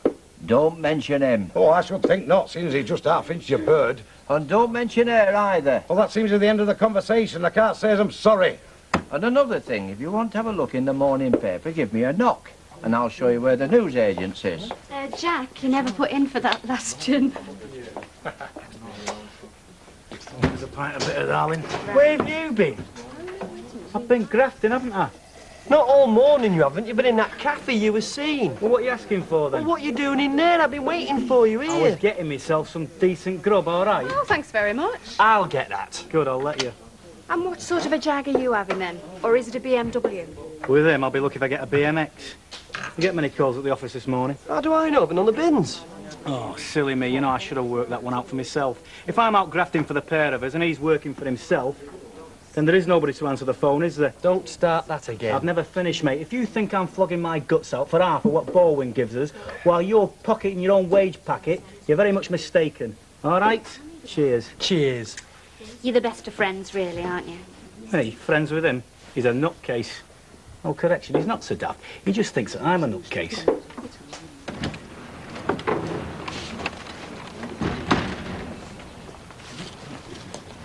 For you, madam. Oh, you shouldn't have bothered. Oh, it were no bother. A pal of mine's got a greenhouse and they were clearing out. I did him a favour, taking them off his hands. Oh. Do you fancy a drink in Rovers later? I can't afford it. Well, I reckon I can pay for myself. Ah, 10. Right, I'll see you in about half an hour. Is that all right, love? Yeah, Rush will be over by then. I shall count the minutes. See you later, alligator. She reckons she, you know, but she's a right gold digger. I'm out at sort. It takes him all this time to find a handful of copper, never mind gold. It's Percy Sugden's fault, telling you he's a man of property. So he is. 6 falling down houses. Stop it, Martin. It's very nice being courted by a fella you think's got money, even if you don't want it for yourself. And it's a disappointment when you find out he ain't got any. Isn't that right, Phyllis? It's not so much the money, though that would have been very nice. It's the thoughts of a fella with a bob or two fancying you. Of course it is. And you won't enjoy getting rid of him, will you? I didn't think I would, but by gum, he's making it easy. I did him a favour taking these off his hands.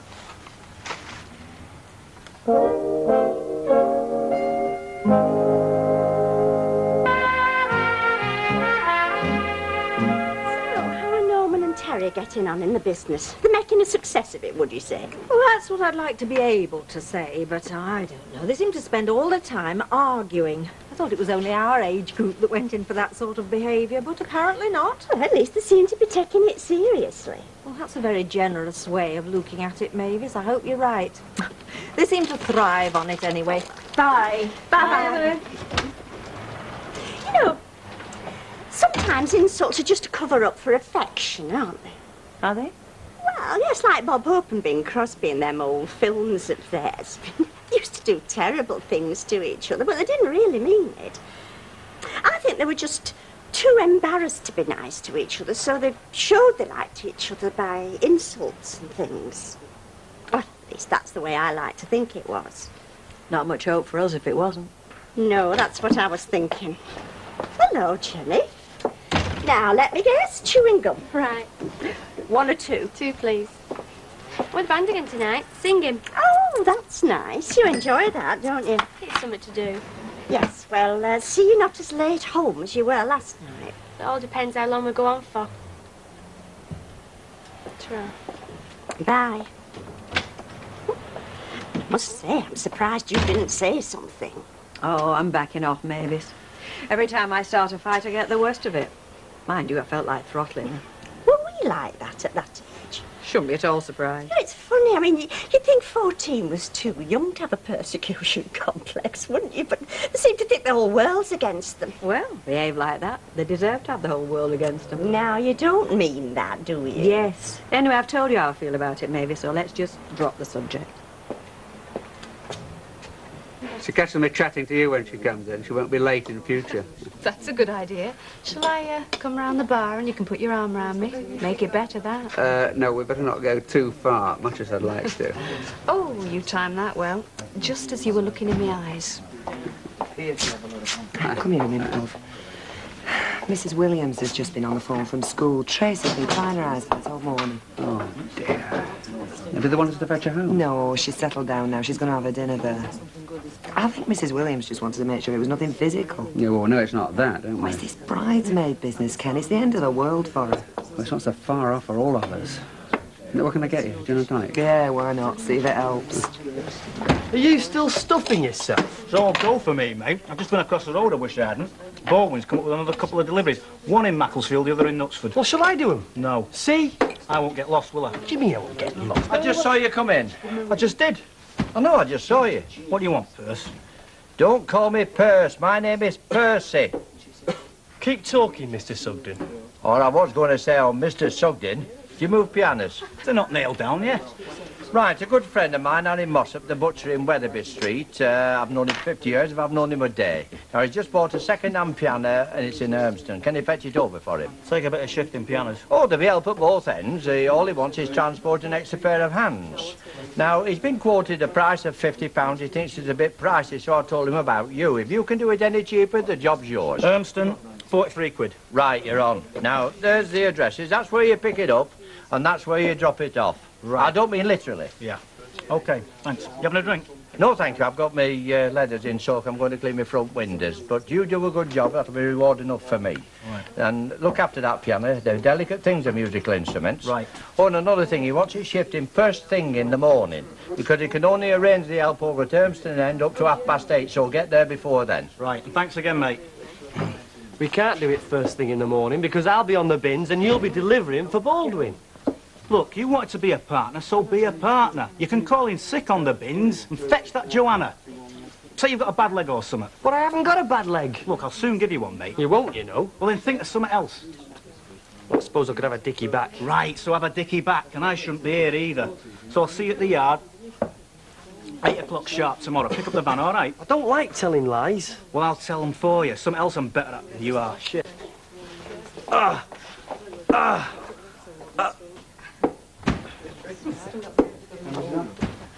Same again, love. Well, I can't get you same again, lovey, but I'll get you similar. You buying him another one? He's giving me money for his own. Look, take my tip. Get rid. I'm trying to, aren't I? What do you think I'm doing? But you're buying him ale and building him up. You're supposed to weaken him, fit kill. I only want a bit of affection, just a bit of love to keep me going. But I don't have any love to give you. You can't create it out of nothing. It's not something you get out of a packet of cornflakes. Well, I'm not asking for much. Just a smidgen. I mean, at my age, you learn to manage with very little of anything. So I've noticed.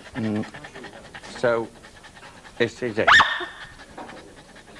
This is the end of our affair. It's not that I don't like you. It's more my past relationships. They're still dominating me emotions. I'd have thought you'd have got over losing your hubby long since. I don't mean me hubby. Eh? I mean Percy. So done. He's rekindled his affections for me. I'm sorry, love. Here, have this one and all.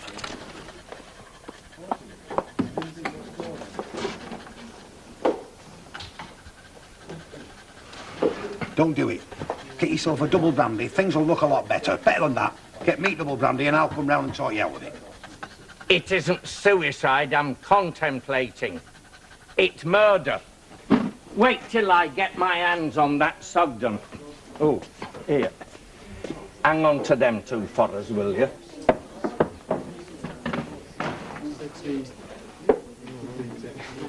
I won't be a minute. It's gunfight at the OK Community Centre.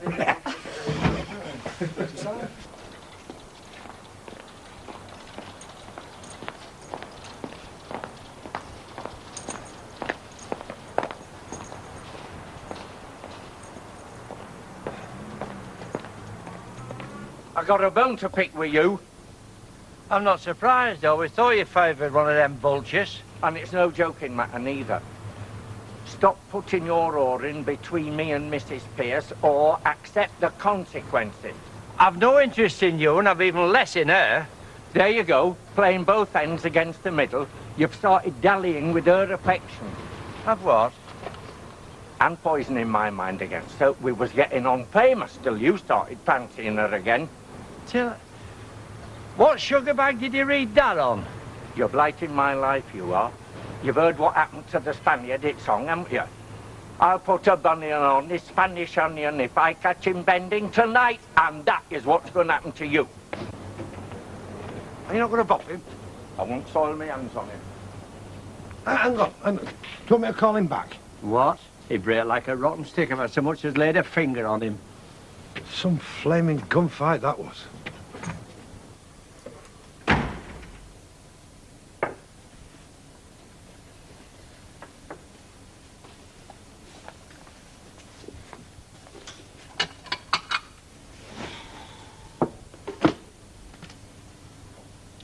Brudo, do you want a cup? In a minute. You nearly hit me last night, didn't you? Not far off. Suppose you don't need reminding that you're supposed to look after me. If you've any complaints, phone Worthington. Number's in boot. Look, I was only late last night because rehearsals went on longer than expected. And you can't walk out in the middle of a rehearsal. I'll tell you why you were late. We'd had a bit of a set to, and you were determined I was going to suffer. That's why you were late. And another thing, young lady, don't tell me how to behave at rehearsals. I'd more years as a professional singer than you've had hot dinners. You? Yes. I earn my living as a singer. Oh, I never did a Royal Command performance, but I never had to go looking for work either. What'd you sing? All over. I was a regular at the Gatsby. The Gatsby? That club on Wellington Road? Hey, that's big time. They had Susie and the Banshees there last summer. Well, there you go. I was also a dancer at one time and all, at the Orinoco Club. No, I don't remember that one.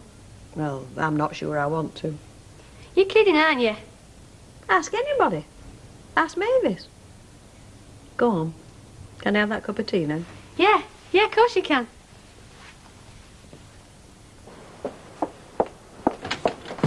Hello. Just going to lock up. Well, I only want an evening paper if you got one there. You're in luck. It's the last one. Oh, great. Thanks very much. Thank you. Oh, hello. Hello. Can I have a copy of the evening paper, please? Just bought the last one, I'm afraid, but have a look if you like, free of charge. Oh, okay. As a matter of fact, I want to have a word with you. Got a minute to spare? Yeah, sure. Bye. Bye-bye. There you go. Can I ask you a question, Mrs. Pierce? Certainly, Mr. Sugden. Will you tell me why you've set this mad dog Tyndall on me again? He came at me like a whirling dervish, in the street for all to see. Oh, well, you'll have to excuse him. He's just a bit emotional at the moment, seeing I've just chucked him. Yeah, I've heard about that. I believe I'm back in ring again for what I hear. Well... Don't be too hard on him, Percy, eh? It's bad enough being a poor pensioner, but when you're frustrated as well. Not so much if you're a poor pensioner. If that property, if Sam Tyndall reaches its full potential, will be a long way off poor. It shows you how much you know. He's not had a penny piece out of them houses, and he's put all his spare cash into putting them to rights, and he can't put rents up because they're controlled. I'm not talking about now, woman. I'm talking a couple of years' time when they redevelop. When they what? That property of Sam Tyndall's is on what they call a prime site, and when they redevelop, as they're going to, that poor pensioner of yours will be worth a small fortune and be buying Bowen out. So don't expect any sympathy off me. Oh, Phyllis. Hey, and you kicked him into such? Yeah, but he fancied me. I'll always have that. And I can get him back any time I want. Come in. Susan! Hello, Tracy, love. Hello, love. How nice to see you. Right, well, if you can put Susan down for a few minutes, I'd like to have a word or two with her. Right, come on, Tracy. We can finish this upstairs. Susan will help me. Yes, but not just yet, I love. Come on, and close the door. Sit down.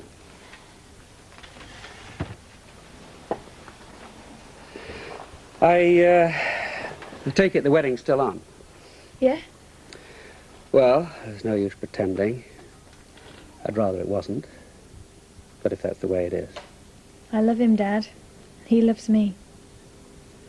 And you want to be married in church. And you want me to give you away. I never wanted anything else. All right. Oh, Dad! Yeah, hold on, there's a condition. Now, you say you want a traditional wedding. Yeah, I do. Yeah, and so do I. All right, it might be a bit of an old square, but in my book, it isn't traditional for the bride and groom to get out of the same bed on the wedding morning. Some traditions don't last forever, Dad. Yeah, I know. More's the pity. I don't think the world's been any better since that particular tradition disappeared. Anyway, I don't want to lecture. This is our problem. Now, do you understand what I'm saying? I want you to come back and live here until your wedding day. I want you to be married from here. Well? Well, I'll have to talk it over with Mike. All right. Talk it over and let me know.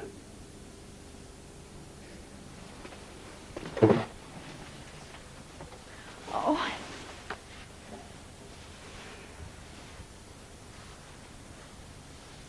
I only want what's best for you.